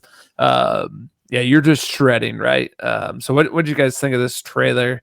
Are you hyped for this game? Where's your mind at? I agree, like exactly with what they said, right? It's like it's not like all about like the speed and zipping around and flying around and stuff like that. And this one is just like, come at me, bro. Just come at me. And that was definitely like much more my speed. And then I mean, it's just epic levels of badassery is what this one looks like. So I'm super hyped for it. With the shield play, and look at this Titan that you can get in. You get in a mech suit. Like, what are we doing? This is amazing. Exactly. Yeah. So and then he's gonna go battle like a giant dragon or like giant like demon like this. Like I mean, it's just everything about this is just like, okay, I'm here for it. What an interesting take on the setting, right? On like a medieval time, Dark Ages, like type of like, it's like, like you said, mechs and like, like I don't know, and like what was it they said? The first 2016 was about speed, Eternal was about acrobatics, and this one you're gonna stand and fight, or what it was about standing. Yep. And when they were saying that line, I'm literally I think I was driving to work and just listening to the rest of the thing, and not watching. It was not irresponsibly driving, but they were saying that line, and I'm like, and this time you'll stand and fight. And then he said it. I like you knew your mind was going there, like that's what's gonna happen. Right. Almost gives you chills or whatever, it just says like you feel it coming, but it's just like, oh, what a good like what a good little phrase or whatever line. But yeah, this looks like I said, the first South of Midnight and Clair Obscur were my most hype games, but they also mentioned like, oh, this is a prequel to Doom 2016, so it's a great entry point for the series. Like, gosh dang it, I didn't need to hear that, because like, this is a loaded year. This year is absolutely stacked, and I played through a good chunk of Doom 2016. I'm probably 70% through the game or whatever, and then I sold my Xbox before I finished it. And it's on Game Pass. GP. It is on Game Pass. I have got cloud save still from 2016. So there we go. Or from whenever I played it. But yeah. So but they said this is a good entry point. So I'm like, do I even need to? Like, I don't need to get caught up on it before May. So it's like I could just start playing it May 15th, or as opposed to like, oh, I've got. I'm finishing up Prince of Persia. I've got Avowed. You talked about like these games releasing right at one after another this year. The first 5 months of the year, we got Blade Ninja Gaiden 2 Black, right, as a shadow drop in January. We've got Avowed in February. Is there another game a big game they got in February? I don't know, there's a bunch of big games in February. I couldn't remember if there's not an Xbox, but yes, there is. But yeah, I think they don't have anything in March, but they have 2 games in April, and that they've got a game a month. They've got a notable game. And don't forget, a month supposedly per- this Oblivion remaster is going to be in May. Supposedly in June. They're talking about June, is what I'm hearing. Okay, Right. okay. So, and not a remaster. Oblivion remake is what it's being called. Yeah, sorry. Right. Sorry. So, yeah. So like because it's being redone in Unreal, yeah. So I mean, just insane. Like Phil talked about for years wanting to get to a game a quarter or whatever, and that was a big part of what the Activision the ABK purchase was getting a big game a quarter. And it's like the first half of the year we're looking at a big game a month, a big game every single month, or at least an average, right? 6 games in 6 months. I mean, And just then- the and year that's in still general, like- like you're saying too, is crazy because like I just rattle off February really quick. Is Kingdom Come Deliverance 2, Civ 7, Date Everything, which we talked about on the Discord, the Tomb Raider Remastered Collection, Avowed, Like a Dragon, the Hawaii one, Monster Hunter Wilds. I mean, like February is usually kind of a dull month, and it's big. Right. So much so that Assassin's Creed had to jump out of it. Like, no, we ain't competing with that. We don't want to fight with that. Creed was there too. But and Assassin's Creed looks good. The previews came out this week. Oh man, I gotta looks catch like up the on best that. Assassin's It looks Creed. good. Yeah, it looks like the best Assassin's Creed since Black Flag, in my opinion. At least. Although Odyssey, I've heard good things about Odyssey, but this look really cool. I mean, just the setting, right? I mean, it's kind of hard. Like you've got a samurai in Japan, right? That's such a good setting for a video game. My point, to tackle. Yeah, It looks like yeah. they've tackled it pretty well. Dude, March doesn't slow down. But yeah, either, no, dude. Doom looks. Can I read March to you? Killing Floor 3, Split Okay. Fiction, which we know we're excited about. Yeah. Frag It Punk. Takes Two does, right? Yep. Xenoblade Chronicles X Definitive Edition, Assassin's Creed Shadows, that Tales of the Shire Lord of the Rings game, Atom Falls coming, First Berserker Kazan, and I thought I saw one more in here, but still, that's a pretty big month for a March as well. So I guess they do have a day. Xbox does have a day one Game Pass drop in with Atom Fall in March, right? So that's like that's just a good filler for that month as well. So it's and just that's like what you were still get talking day about, one. that AA style filler game. Yeah, and that looks really good. It's dripping with Fallout style, right? Like a Fallout aesthetic, and whether or not the game itself is kind of plays that way or whatever. But hopefully I'll be able to wrap up Avowed by the time that comes out, and I'll start that up and see how it is. But South of Midnight will be right around the corner from Atom Fall. So man, there's not enough time. Not enough time in the day to get. I got another Right. frozen Curtis thumbnail, and it's him like sleeping. His eyes are closed, so that was perfect. Evan was talking, and he was just sleeping. That tracks. So what was? I'm gonna minimize and bring it back up. It'll update his video. There we go. What was your game of show, Evan? You gotta pick one. South of Midnight. Okay. And yeah, I'll just say that just because I think I don't know, I was the most excited. I was the most South of Midnight was the most elevated game for me in this show. Okay, Curtis, game of show. E23 baby. Yeah, I'm gonna say, while I'm most personally excited about Expedition 33, I think Doom the Dark Ages was game of show. Like they came in hard with that game, and I mean we knew it was gonna be metal, but like it took it to 11, and it was pretty cool, showing off the dragon and the Titan fight and stuff like that. So you kind of feel the confidence that this game exudes, right? The pedigree that it has over the last decade. I mean, you expect to see this in the final 6 of the Keeleys this year, right? Like, kinda, yeah. Yep. I mean, in a stacked 2025, we still got to see what Nintendo. But like Nintendo, you expect to get one game, but they might get 2. What?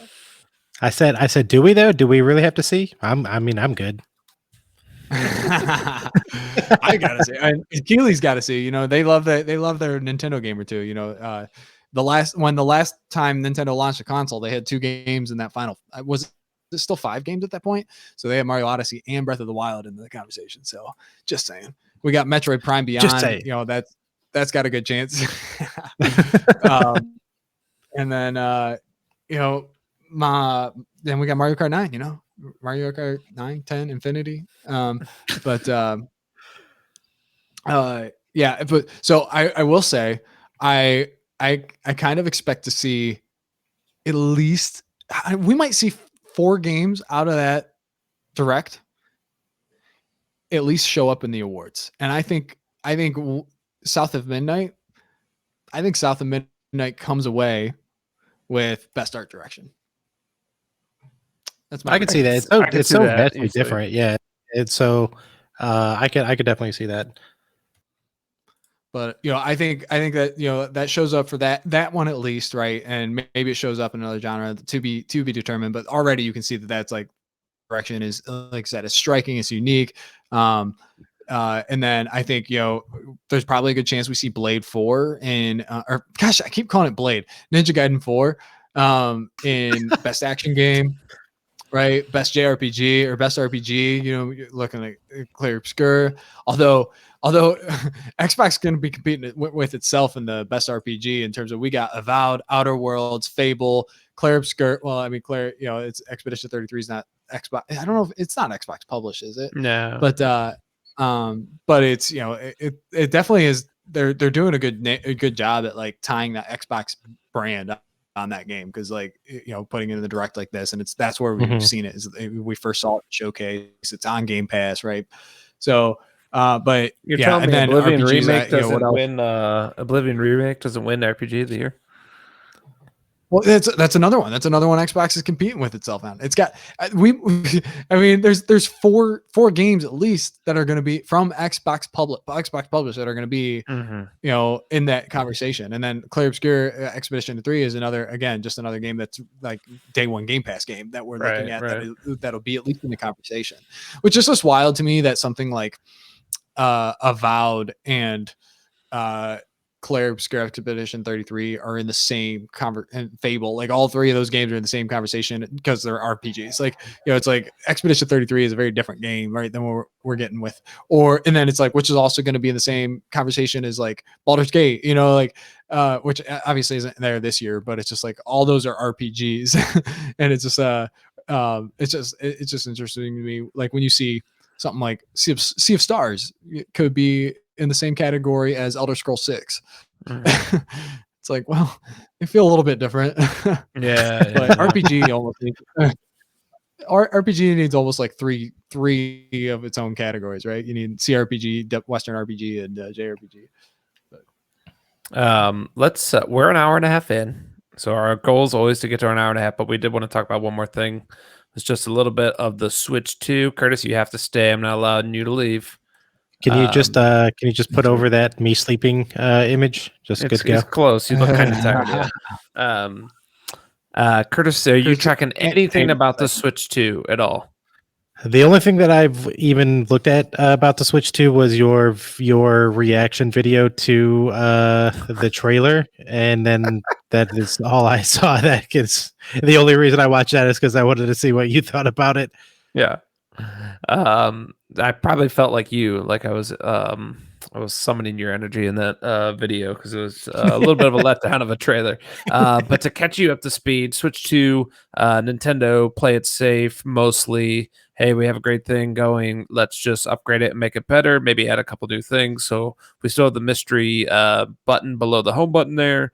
The Joy-Cons are bigger, which is great. They mag on with a magnet instead of a rail, and there seems to be an optical sensor like a mouse under each of them. They're going to have a mouse, and it looks like no more IR sensor maybe. And then we assume these the internals are a lot better obviously than the previous gen.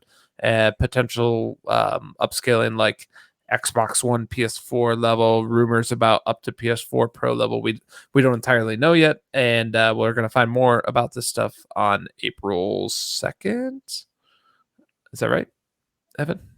Yeah, April 2nd. Okay, April 2nd. So that's where we're at with that. The thing we were going to talk about to round out the show is just that there's been interviews with Phil Spencer of Xbox, and they said, hey, man, about Nintendo. Evan can correct me where I'm wrong.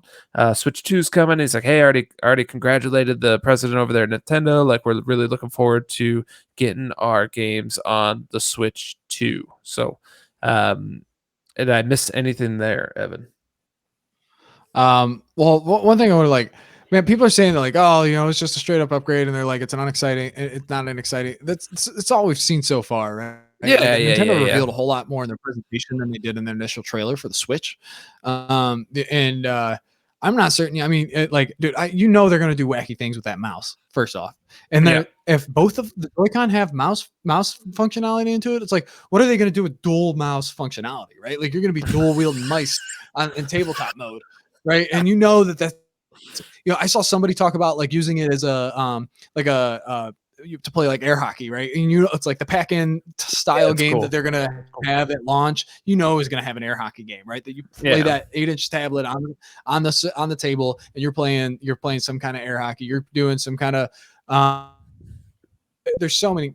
Anyway, I think it's just like, oh, there's not a second screen. So people just assume, and obviously visually, like it looks very, very similar, but it's just like, I don't know, like the Wii and the GameCube could have looked very similar, and it's just like but that didn't really so tell you what the question. The question I asked you was, did I miss anything? And you jumped into just defending the Switch. Like you didn't even need to defend it. We get it. Man. I told you what you missed. I told you what you missed about it being a straight up upgrade. But I mean, we don't know yet, but we assume that the strategy here is play somewhat safe. They're doing the same type of console, right? It's not like some crazy massive difference, but I called out the couple of differences that we saw fairly, and I said that the internals would be upgraded. You acted like I attacked your kid in the park or something. I was that I don't assume it's going to be playing it safe. I think is this not a play it safe method where it's like, hey, we're going to do the same type of thing, couple different features. We dropped the IR sensor, but now it's an optical mouse sensor. It's a fairly safe thing. They didn't go crazy and put like 3 screens or anything. In the terms of backwards compatibility, I guess compared to going the Wii U, it's playing it safe. I suppose. Yeah. So compared to normal Nintendo things and doing like a whole different console, I think anything compared to the Wii U is playing it safe, right? the GameCube, the N64, and the Super Nintendo all played it as safe. Super Nintendo played it more safe. Super Nintendo was literally just added a couple buttons. What about the Virtual Boy? What about the Virtual Boy? Not playing it safe. Yeah. Okay. Anyway, DS. But anyway, DS. So yeah. So that's where we're at with this. I'm gonna jump to Curtis first. We'll give Evan a minute to formulate his thoughts. Evan answers questions like a contestant for like Miss America or something like that. It's like, so what do you think about lead paint? Well, actually, world peace would be a great thing, and I'm going to solve world hunger. And it's what is the thing with Adam Sandler? Is it Billy Madison where it's like nowhere in that coherent answer? Yes. That is exactly we are all dumber for having to or whatever. May God have mercy on your soul. At that point where we're dumber yet. But everything else, yes. Rambling, incoherent mess. No, just kidding. Curtis, what do you think about Phil, kind of cozying up with Nintendo and be like, yeah, man, we're ready to launch all the games down here? Hey man, as long as they don't dumb the games down to make it fit on the Switch, which I don't think that they would do, sweet, go for it. I do not believe in a world of exclusives anymore. I think that it's just a detriment to the entire player base of video games, frankly. And if they want to put Xbox games on Switch, more power to them. Mm-hmm. Mm-hmm. Evan, you have 30-second rebuttal. I love that like Curtis and I are on the show because like we pretty much are just disagree with each other on everything, and yeah, except for Civ. But it's like we both love board games, but we love opposite board games, right? But same thing with video games. But no, so I'm not. I don't think exclusives are always a good thing. I think I think they make sense when you have a platform that changes the way you play video games, right? Like that gives you a different input method, right? Like it makes sense to have VR games exclusive to VR headsets, right? It makes sense to have games that use an IR camera exclusive to the Nintendo Switch, because no other input, you don't have an input method on Xbox or PS4 that has an IR camera, right? When the PlayStation controller, even PlayStation, right, with Astrobot, it kind of makes sense to keep that as an exclusive, because the controller is so tied, the mechanics of the controller is so tied to the mechanics in the game. I mean, you literally ride on a controller, on a PS5 controller. Well, yeah, right? and you like blow on the controller and stuff like that. Right. So you use which is really features just that are mic only, input, but yeah. When you use console exclusive features, I think it makes sense to have console exclusive games. Yeah, of course. Any game, and even something like, so like, I'm going to throw, say, Super Mario Odyssey out there, right? Like Super Mario Odyssey uses the features, uses exclusive features to the Nintendo Switch in the game. Just throw the hat, right? You shake, do the things that shake the controller. It's not just like gyro controls, right? It's motion controls. However, I think Super Mario Odyssey is still an excellent game on Xbox, right? Like on an Xbox, with an Xbox controller, if play with an Xbox controller, it doesn't take, I don't think it takes away a whole lot of the game, right? But I do think at least there's an argument supporting the exclusives in that sense. But when a game doesn't take advantage of any kind of console exclusive features, I do think we're kind of hitting a point where it's like, why shouldn't this be on other platforms? Why shouldn't more players be able to play this? Why? And Funk in the Discord has, for a long time, it's funny because we come from very different biases, right? Funk comes from a PC Master Race type bias. Not to say he's fully a PC Master Race guy, but like, he has PC bias. I've got Nintendo bias, right? So we're kind of in contrast in a similar way that Curtis and I are. But he's been saying since like the dawn of the podcast here, that oh crap, where was I going with that? What was I talking about? You're not answering the question. That's what you're asking. That's where you were going. That exclusives, oh man, that console exclusive, or that platforms should be selling themselves based on the features and the functionality that they offer, not the games that they hold off of other platforms, right? You shouldn't be holding something hostage to sell your platform as much as you should be offering something to improve your experience, the player experience, to sell your platform. I guess is really, and I really think that Xbox is like focusing on that, and I think as they continue to execute that strategy more and more, be that like, whether that it would be better to see that before getting rid of the hostage, like, the exclusives or whatever. I think in terms of the health of the platform. But like Microsoft has enough money to sustain itself from, through that time, while they do begin to execute more and more. And it's like, offering Play Anywhere, offering a subscription like Game Pass. And even then it's like, maybe you don't need an Xbox. Xbox doesn't care if you buy an Xbox or not. They just want you to subscribe to Game Pass. They want you to buy their games. And I've agreed with the Xbox, the Play Anywhere, right? Like the selling games on PlayStation to me has been like, oh man, you are now losing customers in that segment of your business, right? And but so that's been, and I still kind of maintain that idea for now, but I think it's the future is everything will be, I think we will continue to see more and more PlayStation games at some point go multi-plat. This isn't new, right? I just said that the like Xbox is jumping the gun. I've said the Xbox is jumping the gun. I think by episode 30, he'll just be so like sane washed that it's like he's gonna be saying the exact same stuff I said in like episode 5, and we're gonna be like, "Who are you?" Like, well, every episode he changes like one sentence. And he's almost just like the past things he just said, like the last 3 sentences are word for word out of my mouth for like the past year.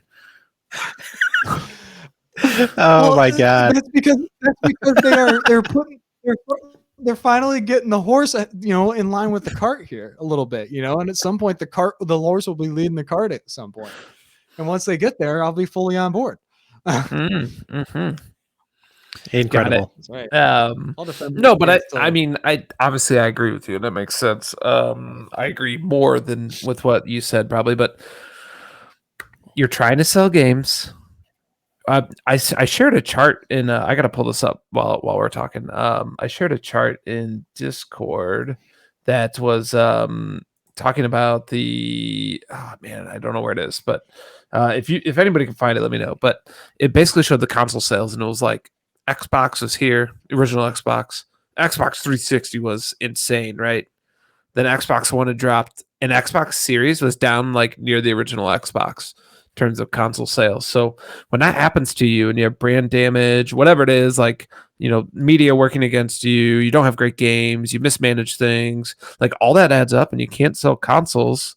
And if your game's only selling your consoles, like you've limited your market, right? So Yep. you look at the Switch that's done bonkers numbers, over the past nearly decade, right? Closing in on it. And you're thinking the Switch 2 is going to be even crazier. It's going to be more powerful. Like, no brainer to put your games on this thing. I'd be taking the president of Nintendo and Miyamoto and them all to lunch like every week, dude. I'd be like, let's get it going and get these games on here. I mean, that's just more market for them to sell the games on. Yeah, I agree. It's interesting. They moved to PC. Almost about a decade ago too, right? Day and day, launches on PC and everything, and it's just like because they didn't compete with PC and their primary market, right?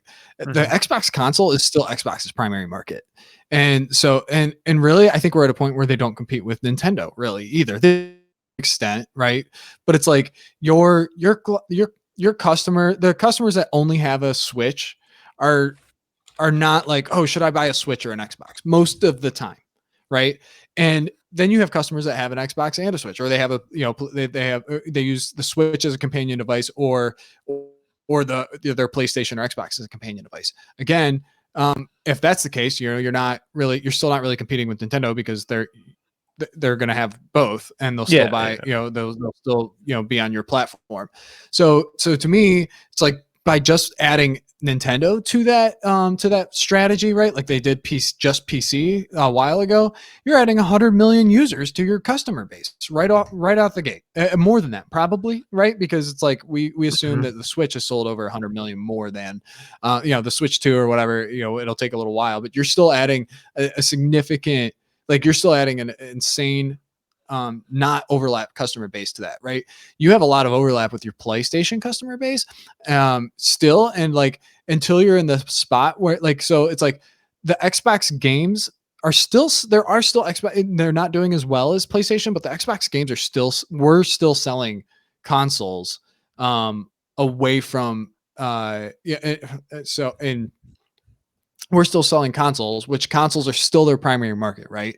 Most of their customer base is Xbox console owners. And so when you start killing that your largest, market, by putting your games on the only direct competition you have in that market, I just think that is not a, the timing is not appropriate for that strategy. But that's just kind of where my disagreement is. And really until your features are the things that are selling your console more than your games, I think, and then again, there's other places you can go to expand your market, like Nintendo Switch, without and in an xCloud, right? And even xCloud, right? So there's still places, and you can go while you are expanding that customer base, to where either your Xbox console is no longer your primary market, right? You get xCloud users or PC, users or whatever are now, if those become 60% of your user base, you can start saying, well, the Xbox console is important, but like selling the Xbox console by console exclusives that aren't on PlayStation isn't as important. Curtis, I thought we had him coming, but he's reverted back. I think we're gonna have to kick the therapy up again, and we're just gonna a couple more sessions. And I'm gonna turn the voltage up too. Yeah, turn the chair again. Turn the He'll learn eventually. I did share this. So a Reddit user posted this, and it really is just like an Excel table with a graphic to it. They did validate the numbers in the comments. I don't know how extremely accurate these are, but they're fairly close. And so I'm going to pitch it back over to Curtis. When you see this, what do you think about Xbox and the hardware and the push to sell other places? The first thing that I thought of while I was falling asleep from that gigantic monologue we just had, was was in regards to the Series X and S. Two things is I do like that they've combined the two there into like one kind of overall thing, but I do wonder how much of the confusion between like what is what, just for like your average person, hurt that. But then, and more importantly, I'm curious how much the inability to stock these things anywhere for like the first 2.5 years that they were out, because I don't ever remember that being a problem with pretty much any other consoles other than this past generation, like the Xbox Series and the PS5. Like, I don't ever remember trying to go to the store and buy an Xbox One or a PS4 or anything like that, and there just being nothing anywhere. Like, sure, maybe they're not at GameStop, so you just have to drive over to Target or something like that. But like, I don't remember that ever being a case at any other point in time in my lifetime where I tried to go somewhere and I just can't find it anywhere. Right. So those two things, I definitely think I would be curious to know, from like the Microsoft business standpoint, like what they feel or how they feel that impacts these numbers here. But I mean, overall, I think they've kind of are at a point now where they're kind of forced, or at least feel forced, to try new things, like to play anywhere and stuff like that. Like, I think that's awesome that you can go buy a Fire Stick and it comes with an Xbox controller and a Game Pass subscription. And you just start jamming out Xbox games on like a Fire Stick, right? So I won't say that I'm like glad to see those numbers, obviously, right? Because I obviously don't want Xbox to fail or anything like that. But I like that they have been put into a position where they at least feel like that they're forced to try new things, right? And so that's always what I'm about, especially in kind of the gaming sphere in general, is try new things. Hopefully it works. Maybe it doesn't. I mean, you've got literally all the money in the world, so if it doesn't, you're gonna be okay. But yeah.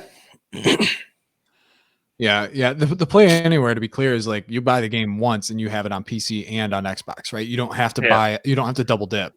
And, right. Man, the further they can expand that, right? Imagine being able to buy a game, and it's like, oh, it doesn't matter if I'm playing on my Switch, it doesn't matter if I'm playing on Xbox, my PC, my phone, my PlayStation. It's just like I just play the game because I bought it once. Like, you buy a movie, right? And like I can play that. That I can watch that movie. Like, there's Movies Anywhere as an app, right? Like, if you buy a digital movie, you can watch. Like, if I buy a movie on Amazon, a digital movie on Amazon, I can still watch it on Apple TV, or I can watch it on Microsoft, or like whatever Microsoft Google Video, right? Like, if I have an Android and I bought it on Apple TV, I can still watch that movie anywhere, because through you have to connect the Movie Anywhere service, but Sure. Man, I don't see that happening for a long time, but Yeah. but yeah, no, I will say, like, worse than their, like, the multi-plat strategy or whatever, like, by far and large, their marketing is terrible. It's like horrendous. They do things all right, but it's like, dude, nobody knows what game, like, outside of the actual gaming sphere, like, hardly anybody understands or has any idea what Game Pass is. And it's like, this is supposed to be your bread and butter. This is supposed to be your flagship service for your platform. The direction you want 100 million users by 2030 was an original goal, right? Which I'm sure that goal has shifted now. But it's like, and you don't advertise the service, you don't advertise the games that you're putting on the service, except for Call of Duty, right? Like, that's the only, and that's probably just because that's still within Activision's marketing, right? They say, we got this marketing beat that we hit every single year, and we sell more copies of this game than any other game every single year, right? And so my Xbox probably like, all right, you just do your thing, because obviously it works. And But like when it comes to like, dude, just like I don't think anybody, a lot of people know that Avowed is coming or what it is, or it's just like this is like you advertise Skyrim Light, baby, and it's like boom, you've got you just have to get it out there, right? You tell somebody it's like, oh, it's like Skyrim, right, from the makers of Fallout New Vegas. Oh heck yeah, let's play. Get me in that, and they don't do any of that, right? They don't tie any of their like what they have to I don't know. They're just their marketing are absolutely terrible in my opinion. It's the worst. Chris Lee is the head of marketing right now, so we need to have a talk with Chris Lee. Give Chris a talk. It's also compounded. He played great in Lord of the Rings, right? But what? I said he was great as Saruman in Lord of the Rings. Oh my god! Stop it! Stop it! I think what were you saying? It's compounded. The confusion is also compounded specifically with Game Pass with all of the different tiers and stuff that they have too, right? It's not very clear. And frankly, like I literally just buy Ultimate because then I know I'm not going to be missing anything when I go to sit down and play anything. I don't even take advantage of the PC Game Pass 90% of the time. Yeah. But I just want to make sure that there's not going to be something that's on there. So I just buy the highest tier, right? So that I know for sure that I'm covered. And that's what they want. We talked about that before, Evan and I. Is like that the confusion. That's a tactic, confusion to upsell you, right? So sure, yeah. So I mean, it's pretty much unanimous. Their marketing is just the worst. Even like even as a Game Pass Ultimate person, like it's just so annoying to me when I see the posts every couple weeks or every month when it's like, oh, coming to Game Pass, and I'm like, wait a second, I thought that was on Game Pass, or like, did that leave? Yeah. And it's like, oh no, it was on Core, and now it's on Standard, and I'm like, oh my god, I'm like, I have Ultimate, and I'm annoyed by this. If I was a regular Core Standard customer, I'd be pissed off, like I'd be so annoyed and confused. Yeah, absolutely, Yeah, they have that graphic that comes out every couple weeks, right? Every other week for their Game Pass drops, and it's just like you got to separate this. Like they just kind of list it like, and it's just like a little subtext underneath the thumbnail for the game or whatever that just says like Standard, Core, Ultimate, PC or whatever, and it's just like it's like come on, Xbox, what do you like? You got to say like just give us a section. For Standard, give us a section. If you have a core, if you have a core ad, right? Because like the core drops don't happen very often, but like you add something to core, give that a section. And it's just like just like separate that because like you said, it's just like, and if it's coming to all of it, I don't know, coming to all of it, I don't know, but like this is what they do, right? And it's like, look at that. Look at that one in the top middle. Boo. Oh my god. Boo.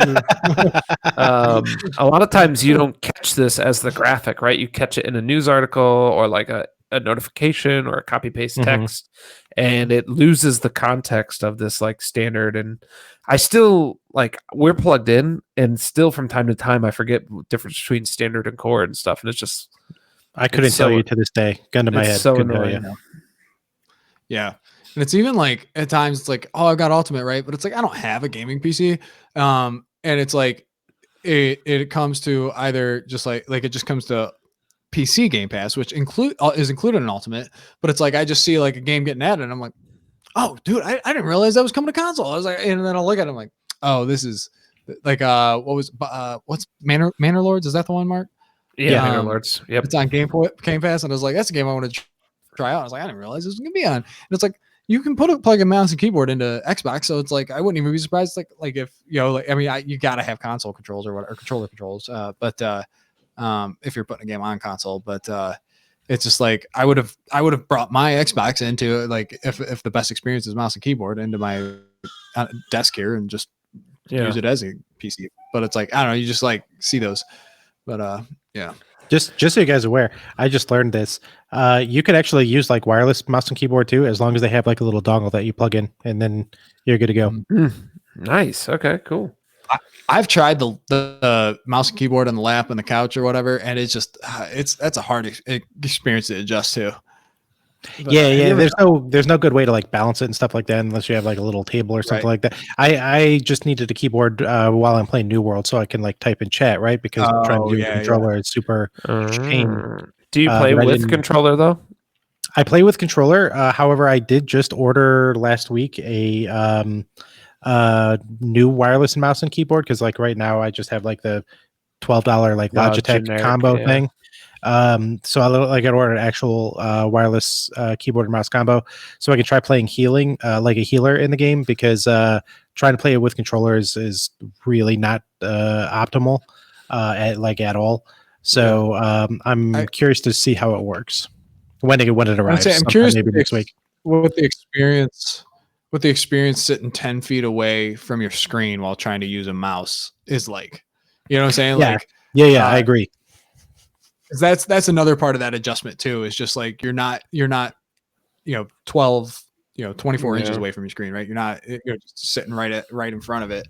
And that just doesn't matter the size or the resolution. It's just like that's a different experience when there's a significant amount of space between you and your cursor, for sure. But and to give Chris Lee a little defense, I'm pretty sure Phil Spencer reaches into his pocket and hands Chris Lee whatever's in it and says, "Here, go market our Xbox as a platform." Yeah.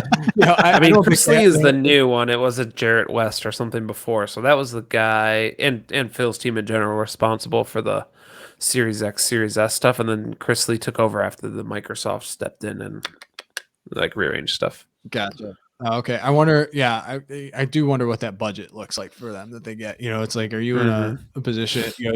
Regardless, it doesn't matter who you get in there. It's like, if I've got pocket lamp for my budget to market the brand, then what am I supposed to do? Yeah. Yep. Yeah, makes sense. So, all right, guys, let's wrap it up. We just hit the 2-hour mark, 30 minutes over that evergreen target of an hour and a half. I just want to say, yeah, I mean, we are. Yeah, I think it's the Curtis effect. Like, it's just like cuts through it. So, I've got not a lot else. I'll just say, as always, like, subscribe, helps us out. Share the videos. If you're on audio only, check out the YouTube if you get time. In the comments of everything, we always put the Discord links and all our various links, but definitely pop into the Discord. We have a good time in there. Anything from you guys? I'll just say I wanted to bring this up a second ago, or a few minutes ago, while you were talking about. I don't remember what we were talking about when you brought it up, but you brought up Metaphor Refantasio, and when I bought New World, I actually went to the Game Pass store to buy that game to check it out, because I knew like it was coming up the holidays. I was having a little bit of time to come to sit down and play some games, and so that came up. And then I saw New World was on sale, and I was like, oh, New World, this will be so much better, because like I'm not going to spend nearly as much time in this Metaphorio game that's going to take like 150 hours. And so then I bought New World instead. Just yesterday, I got the achievement that said spent 160 hours in New World Eternal. Oh, I was like, oh well, that plan didn't. Yeah, you could have beat Metaphor a time and a half by now. Oh man, what a creative achievement! Play this game for 160 hours. Right. So that's all I've got. It's great to be back. Had a blast hanging out with you guys again, and look forward to the next one. Yeah. I'll definitely say I'm pumped to have Curtis back. We've missed the color commentary, and somebody to contrast with, right? It's feels good. Gets me energetic in the morning here. We do this bright and early for my time, but and then I do want to give a shout out. I like to shout out new creators and stuff when I find them. But I discovered this. You guys are gonna love this. It's called Nindie Nation. So basically, Nintendo Indie Nation. And, never mind, I'm out. So so clearly the channel for me, right? I mean, it's just like it was made for me. So yeah, I discovered, like, because I like to while I'm on the treadmill, I'll throw on YouTube videos of just like, discover these hidden gems type videos, right? Sometimes, like, the titles aren't always clickbait, but those types of videos, right? Like, it's like, I always like to see what other indie games are out there that I don't know about, or just kind of like, and that's why my wish list is over 400 games on Steam. But anyway, so I liked the video, and I actually even ended up like jumping into their Discord server, right? And they've got a pretty good community over there and stuff too.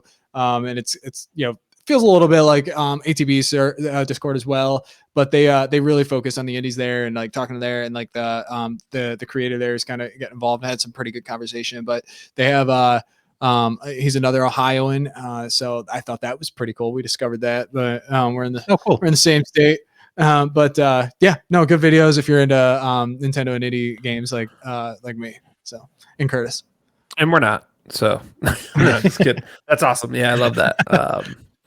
Mark says he's not into Nintendo and indies. I'm into everything. I'm into everything. Yeah, you are. You are into everything. That is very accurate. Absolutely. Try pretty much everything. My eye's like dying. So if people on the stream don't comment about my eye, I got it. I saw it. Yeah, it feels terrible. I don't know what happened within the last 10 minutes. It must have been all the shit that Evan was slinging there. So just got in my face. No, kidding. But no, really, my eye is like now bothering me for some reason. Anyway, I think we'll sign off here. We'll see you again in a couple weeks, and keep gaming and let us know what you're gaming on out there. Hopefully, it's Xbox games on your Switch soon. So, anything else, guys? That's it. Adios.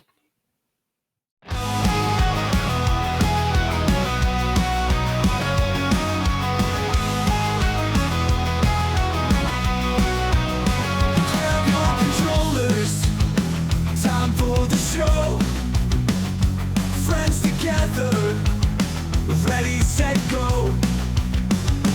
Games on channel.